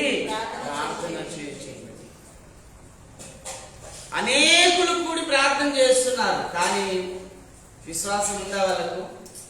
లేదు. కానీ ఒక చిన్న పాప రోదే, ఏం పేరమ్మా? రోదే. ఈ పేరు ఎవరికి పెట్టినానంటే నేను మన భవనక్క వాళ్ళ మనవరాలకు పెట్టినాం. సుప్రియా రోదే అని, సుప్రియా రోదే అని ఒక పేరు పెట్టాము. దేవుని కృప వలన, దేవుని ఆత్మ వలన. నిజంగా ఈ రోదే అనేటువంటి చిన్నది విశ్వాసంతో ఉందండి. కొంతమంది ప్రార్థన చేస్తారు కానీ నమ్మరండి, అవునా కదా? ప్రార్థన ఏమో చేస్తారు కానీ నమ్మరు, వాళ్ళు జరుగుతుందని నమ్మరు. ఉన్నారా మీలో కూడా అట్లాంటి వాళ్ళు? నేను ప్రార్థన చేయకపోయినా కొన్ని విషయాలు నమ్ముతా, దేవుడు చేస్తాడు. హల్లెలూయా. ప్రార్థన చేయకపోయినా కొన్ని నమ్ముతా, ఏమని? దేవుడున్నాడు, దేవుడు చూసుకుంటాడు. దేవుడున్నాడు, దేవుడు చూసుకుంటాడు. నేను దేవుణ్ణి నమ్మాను, నేను దేవుణ్ణి ప్రేమిస్తున్నాను, నాకు కావాల్సినవన్నీ ఆయనే సమకూరుస్తాడు. హల్లెలూయా. నమ్మకం. రాత్రంతా ప్రార్థన చేసినారమ్మా, రాత్రంతా ప్రార్థన చేసినాడు. పేతురు వచ్చి తలుపు దాటుతున్నా కూడా నమ్మడం లేవన్న. కానీ చిన్న పిల్లల్లో రోదే అనే చిన్న పాప చిన్నప్పటి నుంచి దేవుని వాక్యాలు విని రాత్రంతా మేలుకొని ప్రార్థన చేసింది కనుక ఆ పాపకు మంచి నమ్మకం ఉంది. పేతురు స్వరం వినగానే ఇదిగో పేతురు వచ్చాడు అని చెప్తే కూడా వీళ్ళు నమ్మడానికి, నువ్వు పిచ్చిదానం, యాడ్ నుంచి వస్తాడు జైల్లో ఉంటే? జైల్లో ఉంటే ఎట్లా వస్తాడు పేతురు? పిచ్చిదానా, ఏంది పిచ్చి మాటలు మాట్లాడుతున్నావు అంటున్నారండి ఆ పాపను. అంటే వీళ్ళు రాత్రంతా ప్రార్థన చేసినారు కానీ విశ్వాసంతో వాళ్ళు ప్రార్థన చేయలేదు. అందుకే యాకోబు తన పత్రికలో రాస్తాడు, విశ్వాస సహితమైన ప్రార్థనకు దేవుడు జవాబిస్తాడు.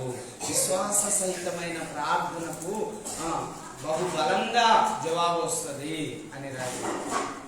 విశ్వాస సహితమైన ప్రార్థన దేవుడు ఆలకిస్తాడు, వెంటనే జవాబిస్తాడు. విశ్వాసం లేని ప్రార్థన 100 రోజులు చేసిన ప్రయోజనం లే, 70 రోజులు చేసిన ప్రయోజనం లేదు. మన ఒక ఆయన 70 రోజుల ప్రార్థన అని పెట్టినారు, మంచిదే, దేవునికి స్తోత్రం. మరి 70 రోజులు విశ్వాసంతో ప్రార్థన చేస్తే పర్వాలా? విశ్వాసం లేకుండా నువ్వు 100 రోజులు ప్రార్థన చేసిన ప్రయోజనము లేదు. విశ్వాసంతో ఒక మాట చెప్తే చాలు, నెరవేరుస్తాడు దేవుడు. సుధాకర్ అన్న పిలిపించి ఓపెనింగ్ చేస్తున్నాం, చర్చి ఓపెనింగ్. అప్పుడు ఈ బాక్సులు లేవు, బాక్సులు సరిపోలే. ఒక ఆయన అన్నాడు, ఏందన్నా కొన్ని ఉన్నాయి, బాక్సులు సరిపోలేదన్నా, బయటికి సౌండ్ రాదు అన్నాడు. అంటే నేను అన్నాను వెంటనే, వచ్చే సంవత్సరానికల్లా దేవుడు ఇస్తాడులే బ్రదర్ అన్నా. వచ్చే సంవత్సరానికల్లా దేవుడు ఇస్తాడులే బ్రదర్ అని విశ్వాసంతో అన్నాను. నెలకే వచ్చినాయండి ఈ బాక్సులన్నీ. హల్లెలూయా.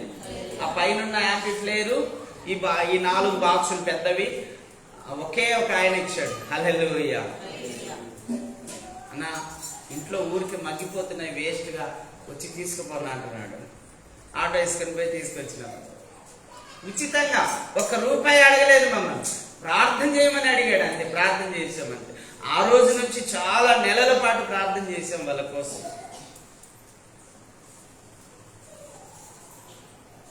విశ్వాసంతో ఈ నోటి మాట పలికితే కూడా ఆ మాటను దేవుడు రూఢిపరుస్తాడు. దేవుడు ఈరోజు మీతో నేర్పించేది ఏంటంటే, మీ పిల్లలకు ఆస్తులు కాదు ఇవ్వాల్సింది, మీ పిల్లలకు డబ్బులు కాదు ఇవ్వాల్సింది, మీ పిల్లలకు ఇల్లులు, ఆస్తులు, కార్లు, బంగ్లాలు, పొలాలు కాదు ఇవ్వాల్సింది. మీ పిల్లలకు ఇవ్వాల్సింది విశ్వాసము, దేవుని మీద విశ్వాసం. దేవుని మీద విశ్వాసం ఉంటే వాడు ఎక్కడున్నా బ్రతుకుతాడు. నీతిమంతుడు విశ్వాస మూలమున, చెప్పండి అమ్మా, మరి వెంటనే అనుకోవాలి. నీతిమంతుడు విశ్వాస మూలమున జీవిస్తాడు. కొన్నిసార్లు అమ్మా నేను చెప్తున్నాను, బాగా నమ్మండి, క్రైస్తవులమైన మనకు లేని విశ్వాసం అన్నిలకు ఉందండి. మనకు లేని విశ్వాసం అన్నిలకు ఉంది. బైబిల్లో ఒక శతాధిపతి ఉన్నాడు, అన్యుడు. దేవుడిని నమ్మలేదు, అన్యుడు. కానీ ఏమంటాడు?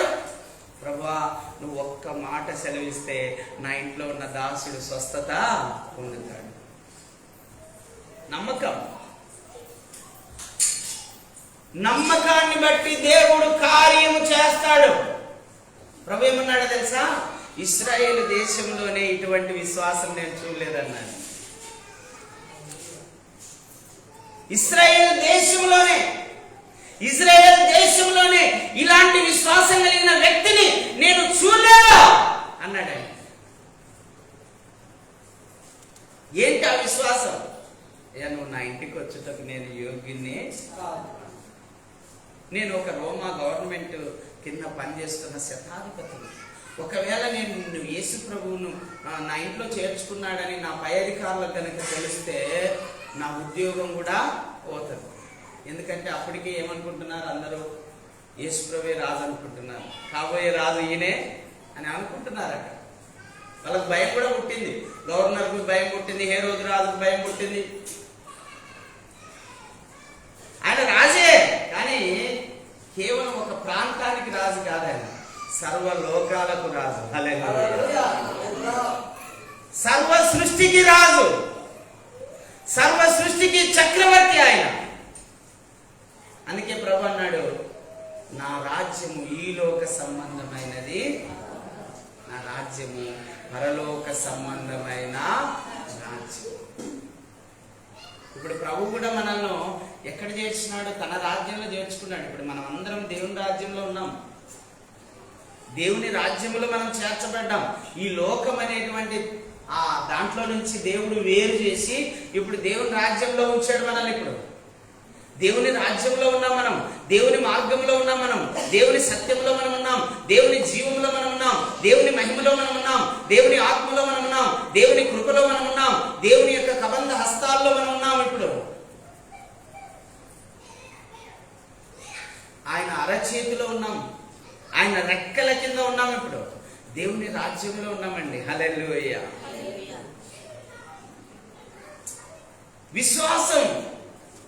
విశ్వాసం కావాలి. మీ పిల్లలకు అదే నేర్పమని దేవుడు చెప్తూ ఉన్నాడండి. విశ్వాసంలో బలపరచండి అయ్యా మీ పిల్లలను విశ్వాసంలో బలపరచండి. రోజే చూడండి ఎంత విశ్వాసం అండి, రోజే ఎంత విశ్వాసం చూడండి. లేదు పేతురే అంటుంది. ఎందుకు? ఆమె విశ్వాసంతో ప్రార్థన చేసింది కాబట్టి వచ్చింది పేతురే అని నమ్ముతుంది. హల్లెలూయా. అంతే కదండి. విశ్వాసం లేకపోతే ఎక్కడ నమ్ముతాం? ఈరోజు ఇంత పెద్ద బిల్డింగ్ కట్టబడిందంటే కేవలం విశ్వాసం. ఇల్లు కట్టుకోగలిగామంటే కేవలం విశ్వాసం. తేలపురి మందిరం కట్టబడిందంటే కేవలం విశ్వాసం. రాయపాడు మందిరం కట్టబడిందంటే కేవలం విశ్వాసం. మాకు ఆస్తులు లేవు, పాస్తులు లేవండి, కేవలం విశ్వాసం. మా నాన్నగారు మాకు ఏమి సంపాదించి పెట్టలేదు, కేవలం విశ్వాసం. దేవుని మీద ఉన్న నమ్మకం. నేను నమ్మేది ఒకటేనండి, నా దేవుడు సృష్టికర్త, నా దేవుడు సర్వాధికారి. 1000 కొండలు ఆయనవే, వెండి బంగారాలు ఆయనవే, సమస్త భూమండలంలో ఉన్న నిక్షేపాలన్నీ ఆయనవే. నా తండ్రి శ్రీమంతుడు గనక నాకు ఏమీ కొదవ ఉండదు అనేది ఒక నమ్మకం. హల్లెలూయా. చెప్పండి బట్టి దేవుని నామమున కడతాం. హల్లెలూయా.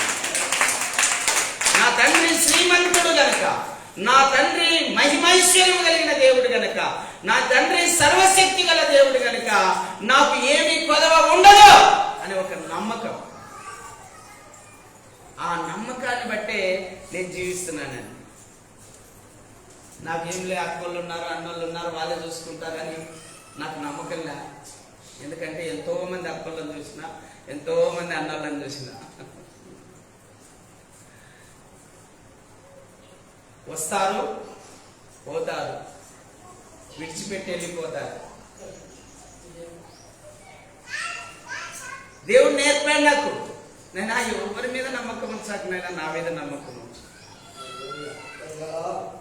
ప్రభువు మీద నమ్మకం ఉంచిన వానికి ఏ మేలు పదవి ఉండదు. అందుకే రాశాడు కదా 146 కీర్తనలో, రాజులను గాని నరులను గాని నువ్వు. ఎందుకంటే వాళ్ళు నరులు, వాళ్ళు మంటి పాలైపోతారు. ఈరోజు ఉంటారు, రేపు ఉండరు. దేవుని నమ్మాలి. దేవుడు నిత్యుడు, నిత్యుడవు తండ్రి. ఆయన నిరంతరం ఉన్నవాడు, నిన్న నేడు రేపు ఏకరీతిగా ఉన్నవాడు. ఆయన నమ్మాలి మనం, ఆయన యందు విశ్వాసం ఉంచాలండి. చూడండి, ఇంకొక చిన్న పాపను చూద్దాం, ఇంకో పాపను కూడా చూద్దాం. 2 రాజుల గ్రంథము 5వ అధ్యాయం. 2 రాజుల గ్రంథము 5వ అధ్యాయం 2-3 వచనాలు చదవండి అమ్మా. 2-3 వచనాలు. సిరియా రాజు సైన్యములకు అధిపతి అయిన నయమాను అను ఒక సైన్యాధిపతి ఉన్నాడండి. ఒక ఆయన నయమాను అనేటువంటి ఒక సైన్యాధిపతి ఉన్నాడు. అతని చేత యెహోవాయే సిరియా దేశమునకు జయము కలుగజేసి ఉండెను గనుక అతడు తన యజమానుని దృష్టికి గనుడై దయ పొందినవాడైన అతడు మహాపరాక్రమశాలి ఉండెను గాని అతను ఒక కుష్ఠిరోగి. మహాపరాక్రమశాలి కానీ కుష్ఠరోగం ఉంది. సిరియన్లు గుంపులు గుంపులుగా బయలుదేరి ఇశ్రాయేలు దేశం మీద దండెత్తి వారి అచ్చట నుండి ఒక చిన్నదానిని చేరుకొని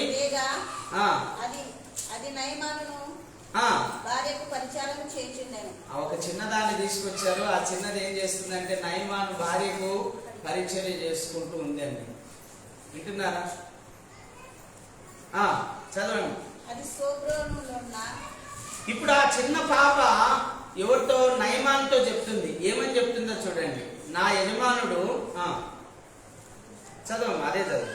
షామ్రోనులో ఉన్న ప్రవక్త దగ్గర నా ఏలినవాడు ఉండెనని నేనెంతో కోరుచున్నాను. అతడు నా ఏలినవానికి కలిగిన కుష్ఠరోగమును బాగు చేయనని తన యజమానురాలితో చెప్పింది. హల్లెలూయా. చూడండి, సిరియా దేశానికి ఇశ్రాయేలు మీద విజయం కలగడానికి యెహోవాయే ఆజ్ఞాపించాడంటే. అంతే కదండి. దేవుని ప్రజలమని చెప్పుకుంటూ పాపంలో కూరుకొని పోతే ఏం చేస్తాడు? శత్రువులకు అప్పగిస్తాడు. దేవుడే సిరియా దేశానికి విజయం ఇచ్చాడు. ఎందుకంటే ఇశ్రాయేలు దేశంలో పాపము నిండిపోయింది.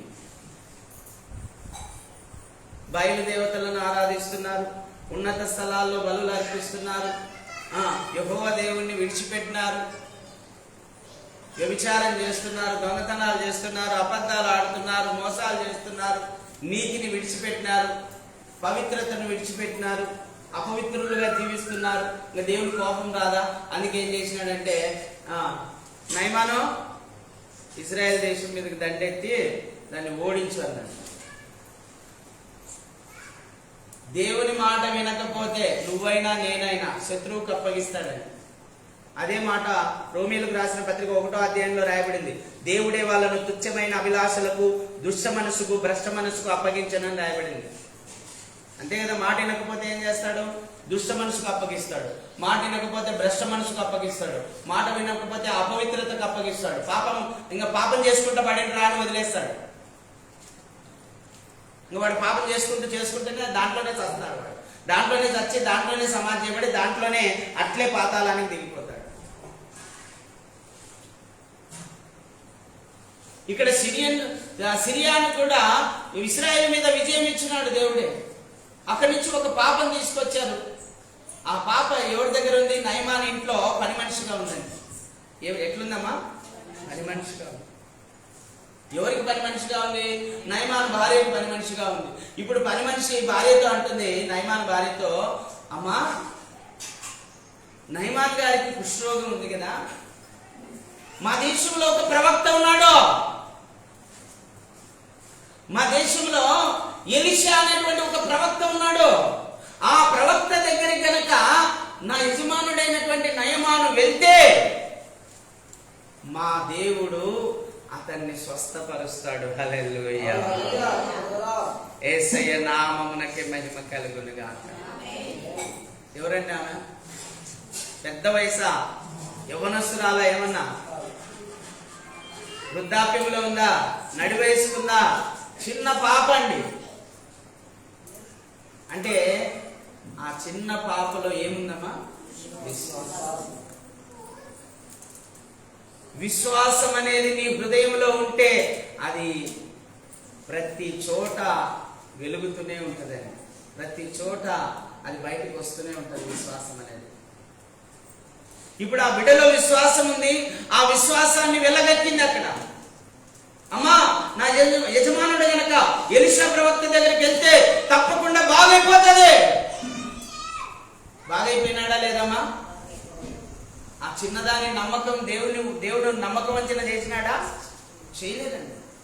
ఆ చిన్న పాప యొక్క నమ్మకము దేవుడు రూఢిపరిచాడు. హల్లెలూయా. ఎలీషా కాదు అక్కడ స్వస్థపరిచింది, ఆ చిన్న పాప విశ్వాసం అక్కడ స్వస్థపరిచింది. హల్లెలూయా. నయమాన్ ఏం చేశాడు? రాజు దగ్గరికి పోయినాడు. రాజా, ఇజ్రాయెల్ రాజుకు ఒక మాట లెటర్ రాయండి అంటే లెటర్ రాశాడు. ఇదిగో మా నయమానుకున్న కుష్ఠరోగం పోగొట్టాలి మీద.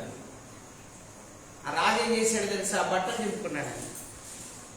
కుష్ఠరోగం పోగొట్టడానికి ఏమన్నా నేను దేవుణ్ణా అన్నాడండి. ఎవరు? ఇశ్రాయేల్ రాజు ఆహాజు. ఇశ్రాయేల్ రాజు బట్టలు చింపుకున్నాడు. అంటే చిన్న పాప మేళ రాజు మేళమ్మా? రాజు అయింది ఏం ప్రయోజనం అండి? వారికి విశ్వాసం లేదు. మళ్ళా ఎవరి రాజ్యానికి? దేవుని రాజ్యానికే రాజు ఆయన, ఇశ్రాయేలీల రాజ్యానికే రాజు ఆయన, వానికే విశ్వాసం లేదు. అందుకే పిల్లల్లో విశ్వాసం నేర్పించండి. ఎప్పుడు చిన్నప్పుడే నేర్పించండి. ఆ విశ్వాసం అనేది పెరిగి పెద్దగైనా సరే అది తొలగిపోనే. చిన్నప్పుడే నేర్పించాలి విశ్వాసం. యేసుక్రీస్తు మాటలు వినిపిస్తే వాళ్ళకు విశ్వాసం వస్తుంది. యేసుక్రీస్తు చెప్పిన బోధ వినిపిస్తే వాళ్ళకు విశ్వాసం వస్తుంది. ఆ విశ్వాసం వాళ్ళ హృదయంలో ఉంది అంటే వాళ్ళు ఎక్కడ పోయినా జయ జీవితమే పొందుతారండి. హల్లెలూయా. ఇప్పుడు చెప్పండి అమ్మా, పని మనిషిలాగా చూస్తారా? ఇంకా వాళ్ళు నయమానికి బాగైపోయింది, ఇంటికి వచ్చినాడు, ఆరోగ్యం బాగైపోయింది. ఇప్పుడు ఆ అమ్మాయిని పని మనిషిలాగా చూస్తారా? ఇంకెక్కడ చూస్తారండి? ఇంట్లో ఆమె కూడా ఒక మెంబర్ అంతే. ఆమె కూడా తన కుమార్తె అయిపోతుంది అంతే.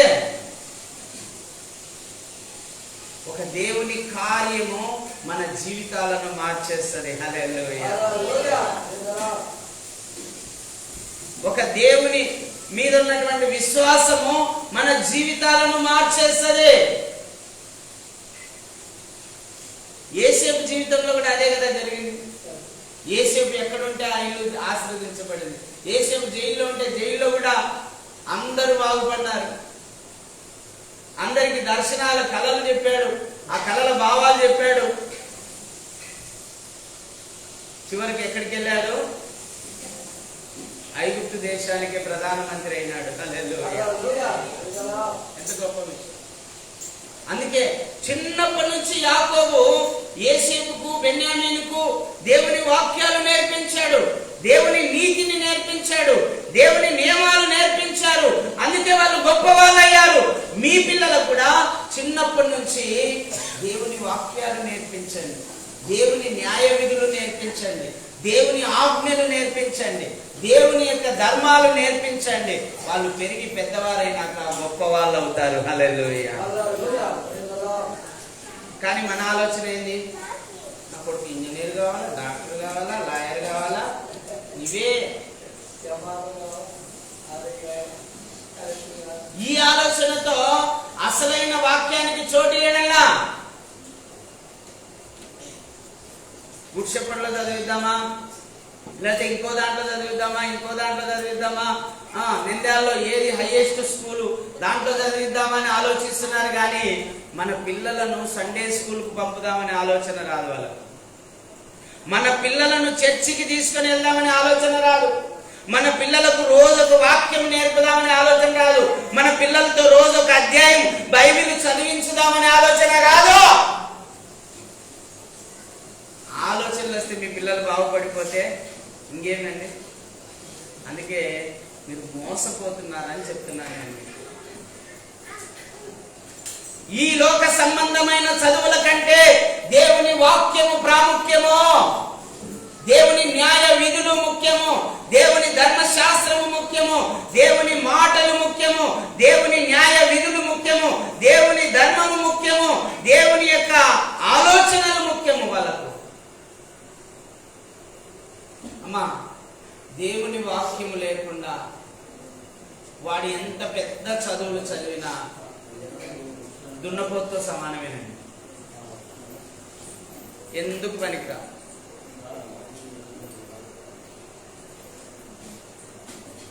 దేనికి పనికిరారు వాళ్ళు.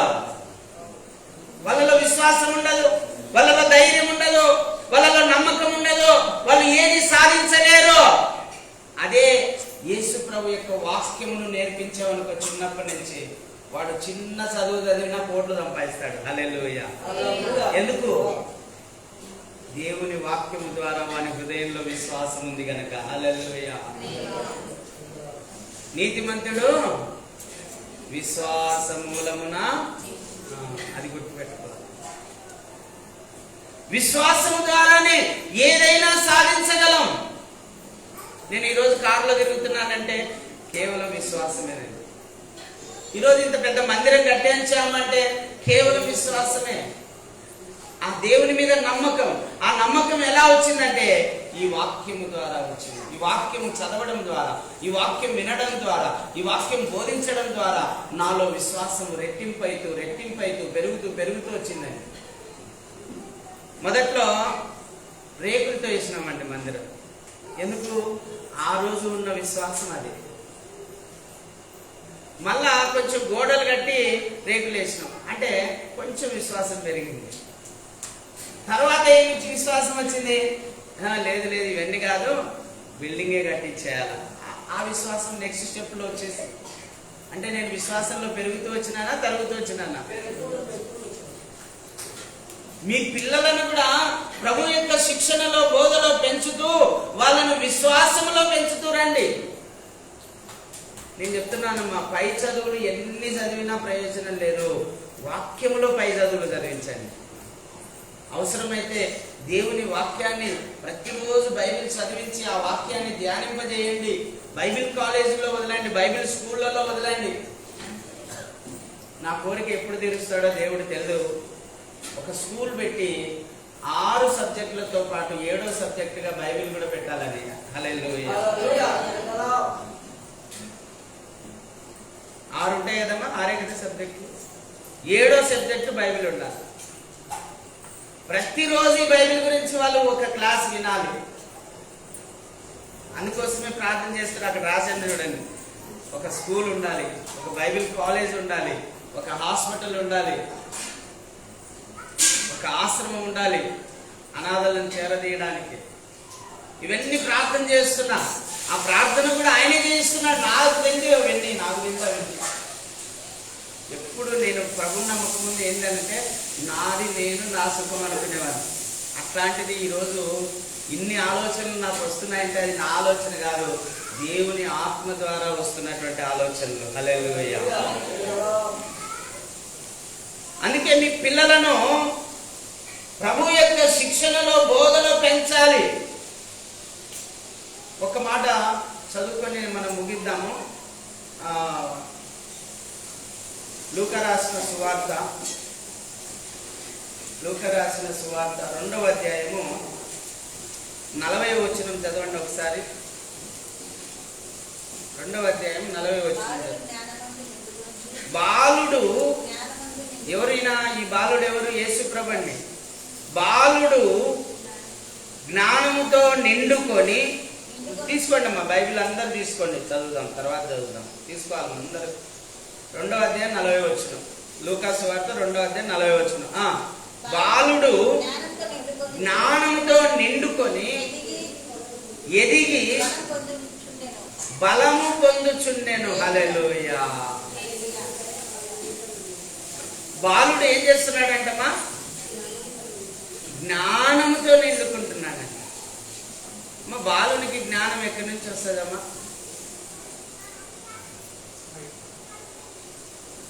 చెప్తారు ఎవరన్నా? ఇక్కడ ఉన్నారు కదా చాలా మంది. ఒక బాలునికి జ్ఞానం ఎక్కడి నుంచి వస్తుంది? తల్లి నుంచి వస్తుంది. తల్లి ఎవరు? మరియా.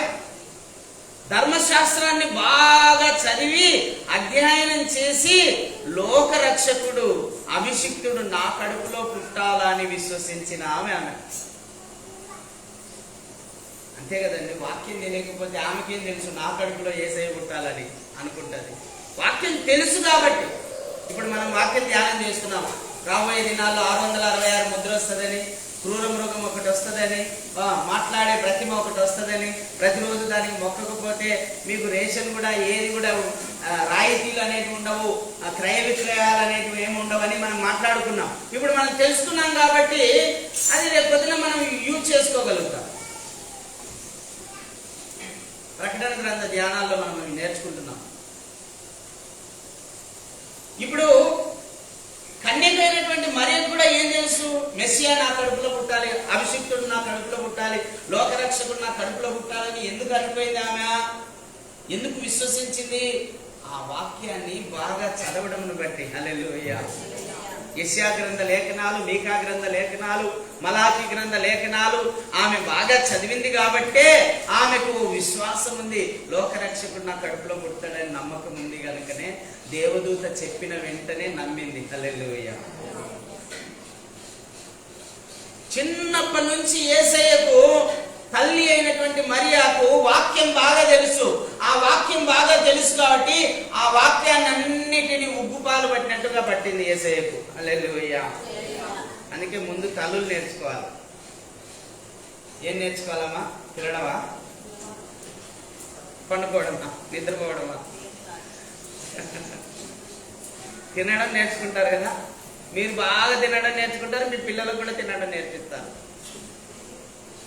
మీరు బాగా నిద్రపోయేది నేర్చుకుంటారు, మీ పిల్లలు కూడా బాగా నిద్రపుచ్చుతారు.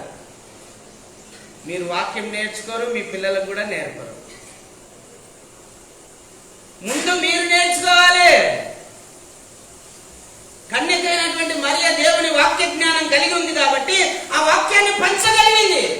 ఈ రోజు దేవుని వాక్యం గురించి నాకు కొంచెం తెలుసు కాబట్టి ఆ కొంచాన్ని మీకు చెప్పగలుగుతున్నాను. మీరు కూడా తెలుసుకుంటేనే కదా మీ పిల్లలకు నేర్పగలరు. అవునా కాదమ్మా? కన్యకైనటువంటి మరియ దేవుని వాక్యాన్ని ఎరిగింది కాబట్టి ఆమె పుట్టిన కుమారుని ప్రభు యొక్క శిక్షణలో, బోధలో పెంచింది, వాక్యంలో పెంచింది, జ్ఞానంలో పెంచింది, బుద్ధిలో పెంచింది, వివేచనలో పెంచింది, ఆ ఆలోచనలో పెంచింది, ఒక మంచి వినయ విధేయతలు నేర్పింది, ఒక డిసిప్లిన్ నేర్పింది ఆయనకు. చూడండి 52వ వచనం చదవండి. యేసు జ్ఞానమునందును, వయస్సునందును, దేవుని దయందును, మనుషుల దయందును వర్ధిల్లుచుండెను. మా జ్ఞానంలో వర్ధిల్లాలి మీ పిల్లలు. గుర్తుపెట్టుకోండి. ఏ జ్ఞానంలో? లౌకిక జ్ఞానంలో కాదు, దేవుని వాక్య జ్ఞానంలో. దేవుని వాక్య జ్ఞానంలో వర్ధిల్లాలి. వయస్సులో మనం అంటుంటాం కదా, ఒరే వయసు పెరిగింది కానీ బుద్ధి పెరగలేదు అంటుంటాం. వయస్సుతో పాటు బుద్ధి కూడా వాళ్ళకి నేర్పాలి. తర్వాత మనుషుల దయ కూడా ఉండాలి. తర్వాత దేవుని దయ కూడా నేర్పుతాం. మనం దేవుని మనుషుల దయలో నేర్పుతాం. అసలు వాళ్ళని ఆల్తో కొట్టరా, తిట్టురా అని నేర్పుతాం. కానీ ఒరే వందనాలు చెప్తున్నాయన, ప్రేమతో పలకరించినైనా, నవ్వుతూ పలకరించినైనా, వాళ్ళను దూషించకూడదు, వాళ్ళతో చెడ్డగా మాటలు మాట్లాడకూడదు అని నేర్పుతావా? ముందు నీ హృదయంలో నువ్వు నేర్చుకుంటే కదా వాళ్ళకి నేర్పని. ఈరోజు చాలా మంది క్రైస్తవులు వెనకబడి ఉండడానికి కారణం ఏంటంటే వాళ్ళు అన్నిటికీ ప్రాముఖ్యత ఇస్తున్నారు కానీ దేవుని వాక్యానికి ప్రాముఖ్యత ఇవ్వడం లేదు. అన్నిటికీ ఇస్తున్నారు, దేవుని వాక్యానికి ప్రాముఖ్యత ఇవ్వడం.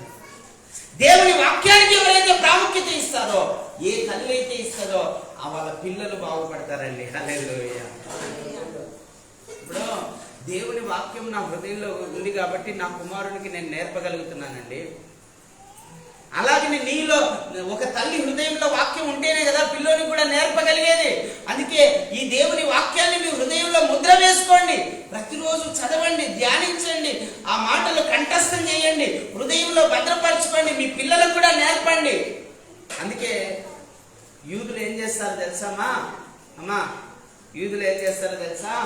వాడు 12 సంవత్సరాల వయసు వచ్చేసరికి ధర్మశాస్త్రాన్ని అంతా కూడా క్షుణ్ణంగా కంఠస్థం చేయిస్తారండి. హల్లెలూయా.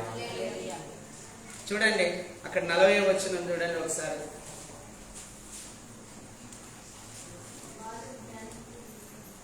40 చెప్తాను, 46వ వచనం చూడండి.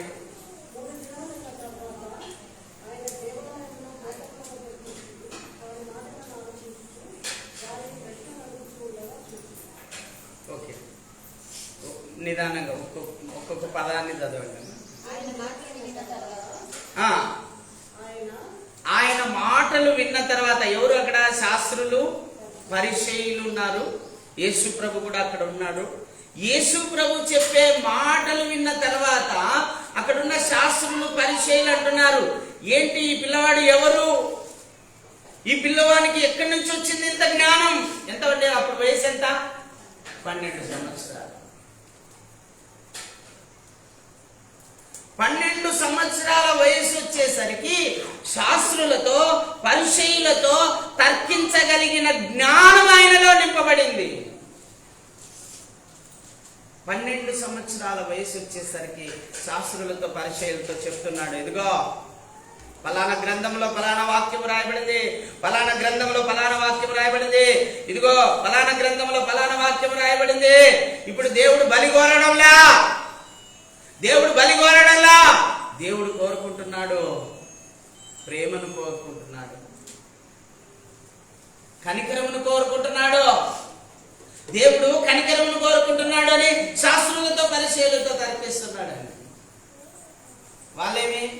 దేవునికి బలి అర్పిస్తే మన పాపాలు క్షమిస్తాడు, మళ్ళా సంవత్సరం వరకు ఏం పర్వాలేదు, మళ్ళా సంవత్సరం అయితేనే మళ్ళా బలి అర్పించి మళ్ళా పాపాలు పోగొట్టుకుందామనే ఆలోచనలో ఉన్నాను.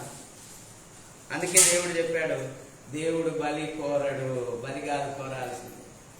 దేవుడు బలి కాదు కోరేది, నీ మనస్సు మారాలని కోరుతున్నాడు, నీ జీవితం మారాలని కోరుతున్నాడు, నువ్వు పవిత్రంగా బ్రతకాలని కోరుతున్నాడు, నువ్వు నీతిగా బ్రతకాలని కోరుతున్నాడు, నువ్వు యథార్థంగా బ్రతకాలని కోరుతున్నాడు, నువ్వు న్యాయంగా బ్రతకాలని కోరుతున్నాడు. అది ప్రభు కోరుకునేది. నీ బలులేమో అవసరం అండి ఆయనకు, నీ కానుకలు ఏమో అవసరం అండి ఆయనకు.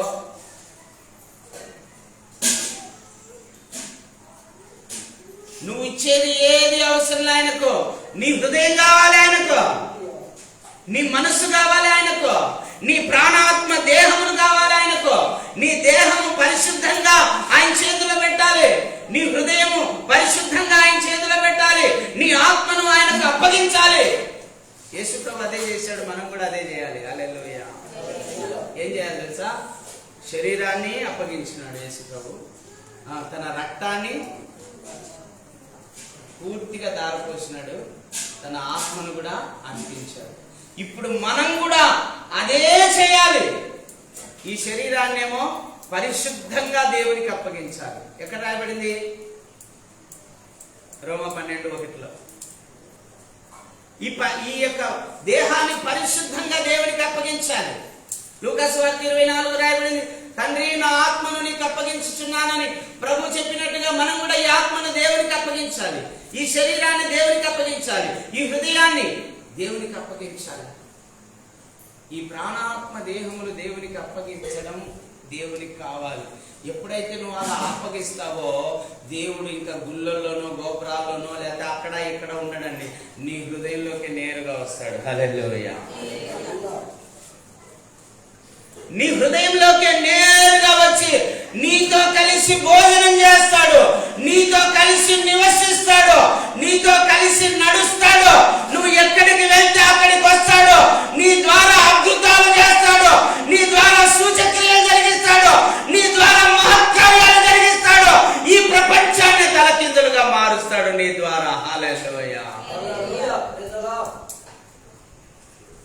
చేయడంలా. ఇంకా పాతకాలంలో లాగానే దేవుడా ఇది నాకు చేర్చే, ఇది నీకు ఇచ్చా. ఏం చేస్తావు నువ్వు చేయగలవా దేవునికి? దేవునికి కావాల్సింది నీ హృదయం, దేవునికి కావాల్సింది నీ దేహం, దేవునికి కావాల్సింది నీ ఆత్మ. నీ ప్రాణాత్మ దేహములు పరిశుద్ధంగా దేవునికి అప్పగిస్తే అప్పుడు దేవుడు నిన్ను ఆశీర్వదిస్తాడు. హల్లెలూయా. ఈరోజు చాలా మందిలో ఉన్న అపోహ ఏంటంటే దేవుడిస్తే ఆశీర్వదిస్తేస్తాలే,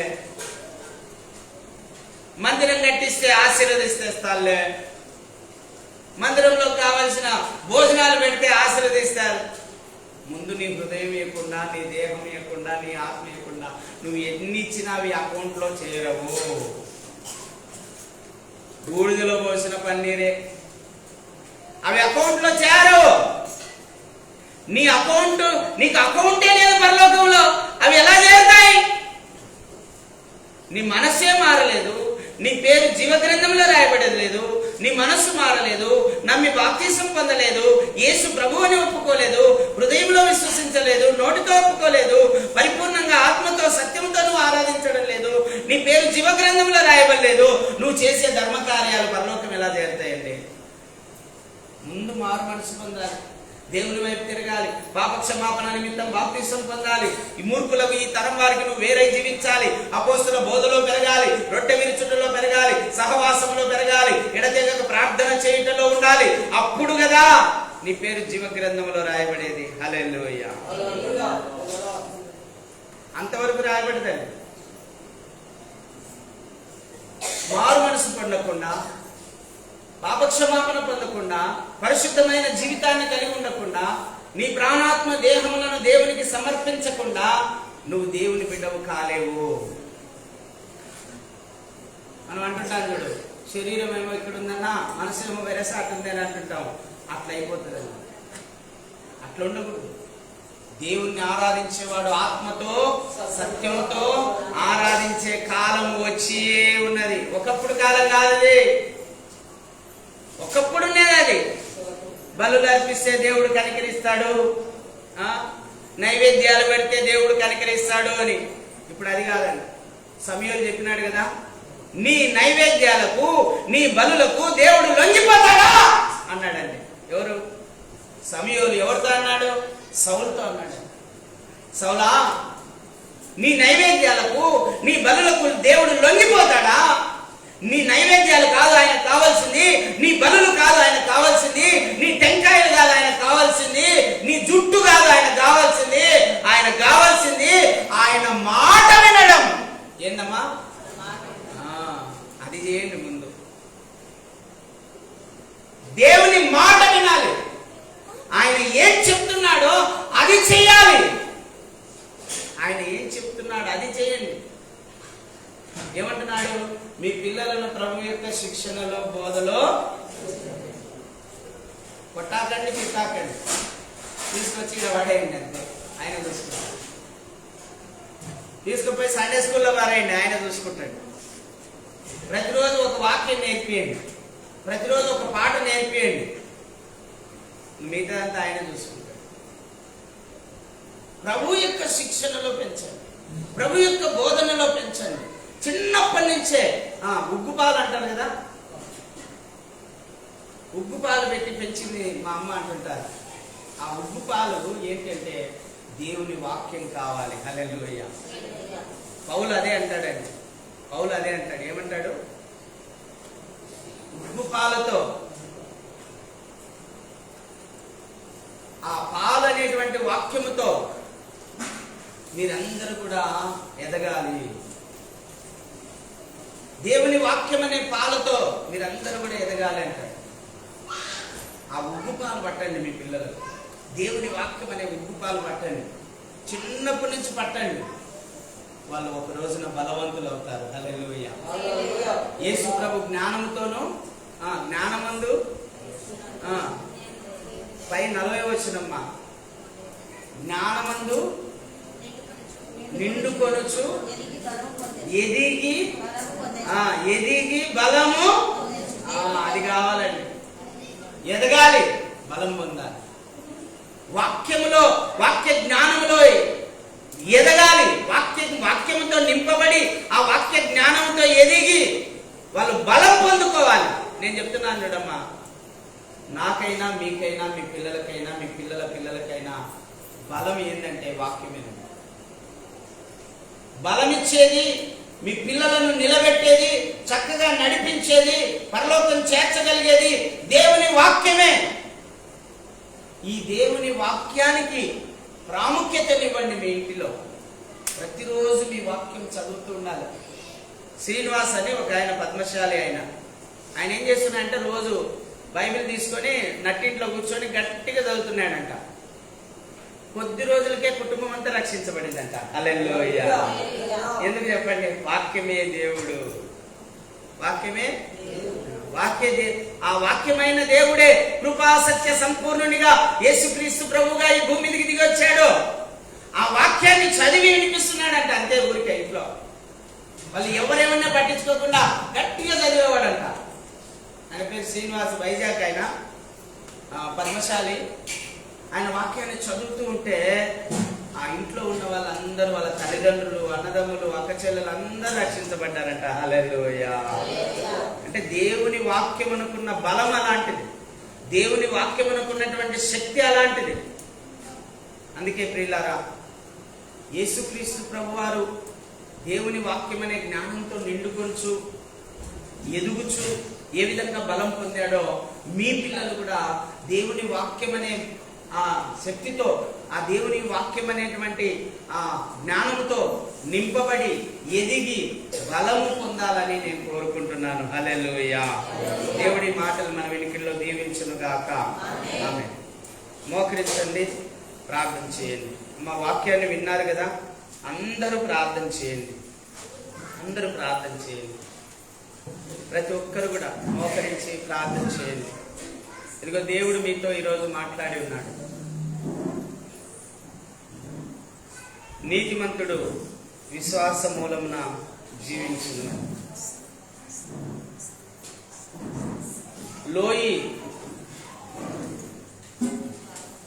లోయలో నుంచి విశ్వాసము యునేకేలోకి వచ్చింది.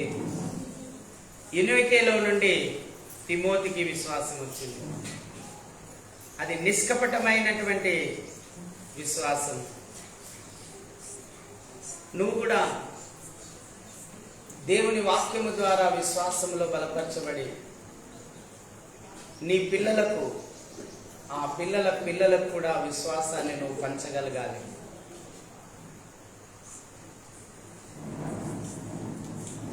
నీ పిల్లలకు నువ్వు ఇచ్చే గొప్ప ఆస్తి ఏంటంటే విశ్వాసమే. దేవుని యందు విశ్వాసమే. దేవుని యందు విశ్వాసమే వాళ్ళకు జ్ఞానంలో ఎదిగింపజేస్తుంది. దేవుని యందు విశ్వాసమే వాళ్ళను ఎదిగేలాగు చేస్తుంది. దేవుని యందు విశ్వాసమే వాళ్ళు బలం పొందుకునేలాగు చేస్తుంది. దేవుని యందు విశ్వాసమే శాస్త్రులతో, పరిచయులతో కూడా తర్కించగలిగిన జ్ఞానమును పొందుకుంటారు. వాళ్ళు జ్ఞానమునందును, వయసునందును, దేవుని దయందును, మనుషుల దయందును వర్ధిల్లాలంటే దేవుని వాక్యము ద్వారా వాళ్ళను విశ్వాసంలో మీరు బలపరచాలి. అమ్మా, మీ పిల్లలను ప్రభు యొక్క శిక్షణలో, బోధలో పెంచుతానని ఈరోజు ఒక తీర్మానం చేయి. అవును ప్రభువా, నా పిల్లలను నీ శిక్షణలో, నీ బోధలో పెంచుతాను. ప్రభా, నువ్వు నాకు అనుగ్రహించిన కుమారులను, నువ్వు నాకు అనుగ్రహించిన కుమార్తెలను నీ శిక్షణలో, నీ బోధలో నేను పెంచుతాను. వాళ్ళకు నేను కోపము రేపనయ్యా, నీ శిక్షణలో, నీ బోధలో పెంచుతాను. నీ ఆజ్ఞలు వాళ్ళకు నేర్పుతాను. నీ ధర్మ విధులు, నీ న్యాయ విధులు వాళ్ళకు నేర్పుతానయ్యా. వాళ్ళ వేళ్లకు కడతాను, వాళ్ళ హృదయంలో ముద్ర వేస్తాను, వాళ్ళ నుదుటిన బాసికం వలె ధరింపజేస్తాను ప్రభా అని ఒక తీర్మానం చేయి. ఈ లోక సంబంధమైన చదువుల కంటే నీ వాక్యమే నేను ఎక్కువగా నేర్పుతాను ప్రభు అని ఒక తీర్మానం చేయి. అమ్మా, ఈ లోక చదువుల కంటే ప్రాముఖ్యమైనది బైబిల్ వాక్యము. దేవుని వాక్యాన్ని నేర్పుతానని ఒక తీర్మానం చేయి. ఈ లోక చదువుల కంటే నీ వాక్యమే ఎక్కువగా నేర్పుతాను ప్రభా. ఈ లోక చదువుల కంటే నీ వాక్యం మీదనే ప్రాముఖ్యతగా గురి నిలుపుతాం ప్రభా. నీ వాక్యమును వాళ్ళ వేళ్లకు కడతాను ప్రభా. నీ వాక్యము వాళ్ళ హృదయంలో ముద్ర వేస్తాను ప్రభా. నీ వాక్యమును వాళ్ళ నుదుటిన బాసికమలే ధరింపజేస్తాను ప్రభా అని తల్లిదండ్రులు తీర్మానం చేయండి. ముందు మీరు నేర్చుకోవాలి, మీ పిల్లలకు కూడా నేర్పించాలి. ముందు మీరు విశ్వాసంలో బలపరచబడాలి, మీ పిల్లలను కూడా విశ్వాసంలో బలపరచాలి. దేవుడు మాట్లాడుతున్నటువంటి మాటలు ఇవి, దేవుడు సిద్ధపరిచిన మాటలు. నయమాను ఇంటిలో ఉన్న చిన్నదాని ద్వారా నయమాను కుటుంబం బాగుపడింది.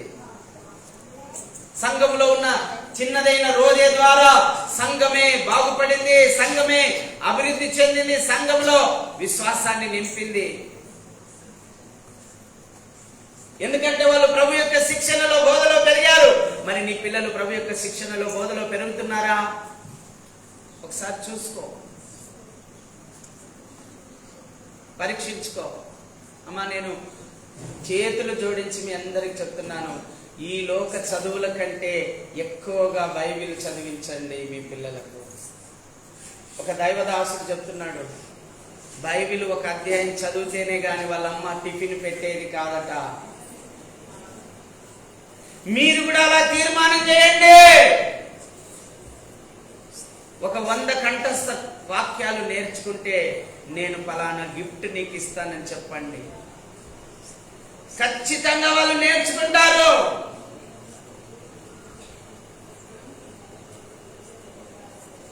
దేవుని వాక్యమును వాళ్ళ హృదయంలోకి తీసుకురండి. దేవుని వాక్యమును వాళ్ళ వేళ్లకు కట్టండి. దేవుని వాక్యమును వారి నుదుటిన బాసికమలే ధరింపజేయండి. ఒక తీర్మానం చేయండి ఈరోజు. అవును ప్రభువా, ఇన్ని రోజులు నిర్లక్ష్యంగా జీవించావు. డబ్బు ఉంటే చాలే, చదువులుంటే చాలే, ఉద్యోగాలుంటే చాలే అనుకొని భ్రమపడ్డాం. మోసపోయామయ్యా, మోసపోయాము నాయనా. దయతో మమ్మల్ని క్షమించయ్యా. డబ్బు ప్రాముఖ్యం కాదు, ఉద్యోగం ప్రాముఖ్యం కాదు, చదువులు ప్రాముఖ్యం కాదు, నీ వాక్యమే ప్రాముఖ్యమని ఈ రోజు నేను తెలుసుకున్నాము యేసయ్యా. నీ వాక్యమే మాకు జ్ఞానమునిస్తుందని, నీ వాక్యమే మాకు వివేకము కలగజేస్తుందని, నీ వాక్యమే మాకు బుద్ధిని కలగజేస్తుందని, నీ వాక్యమే మాకు నడత నేర్పుతుందని, నీ వాక్యమే మమ్మల్ని పవిత్రపరుస్తుందని, నీ వాక్యమే మమ్మల్ని పరలోకం చేరుస్తుందని ఈ రోజు మాతో మాట్లాడావు యేసయ్యా. నువ్వు తీర్మానం చేయి. ఈ రోజు నువ్వు చేసే తీర్మానమును బట్టి, నువ్వు నడుచుకునే విధానాన్ని బట్టే నీవు నీ పిల్లల జీవితం ఉంటుంది. నీ భవిష్యత్తు, నీ పిల్లల భవిష్యత్తు, నీ పిల్లల పిల్లల భవిష్యత్తు కూడా దీని మీదనే ఆధారపడి ఉంటుంది. ఈ రోజు నువ్వు చేసే తీర్మానమును బట్టే నీ జీవితం ఉంటుంది. ప్రార్థన చేయి.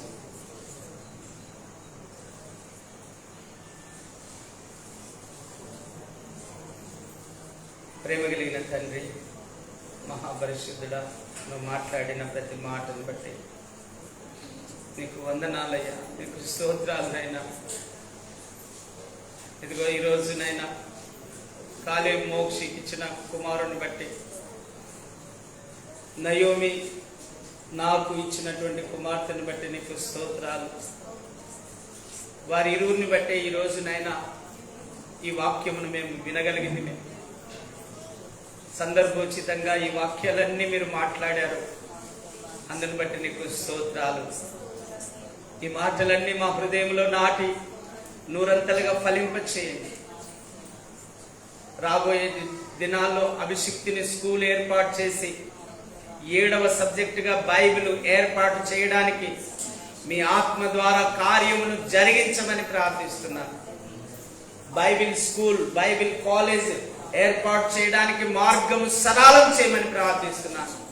జనవరి 23 నుంచి బైబిల్ కాలేజ్ ఏర్పాటు చేస్తుండగా ఆ బైబిల్ కాలేజీలో యవనస్తులు, దైవ సేవకులు, విశ్వాసులు, సంఘ పెద్దలు చేరి నీ వాక్యమును నేర్చుకొని మరింతగా బలపరచబడినట్లుగా, ఎదుగునట్లుగా సహాయం చేయమని కూడా ప్రార్థిస్తున్నాను. మీ ఆత్మ ద్వారా ఈ కార్యములన్నీ కూడా జరిగించండి. నీ వాక్యమును ప్రతి హృదయములో నిలపండి. నీతిమంతుడు విశ్వాస మూలమున జీవించునని మీరు చెప్పిన ఆ మాట ప్రతి హృదయంలో నాటి విశ్వాసము చేత ఈ లోకాన్ని జయించే శక్తి మాకు దయచేయమని పరలోకాన్ని స్వతంత్రించుకునే కృప మాకు దయచేయమని యేసు ప్రభు నామములో అడిగి వేడుకొని పొంది ఉన్నాం తండ్రి. అందరూ మోకరించి కళ్ళు మూసుకుందాం, ఆరాధనలోకి వెళ్దాం. స్తుతించుమా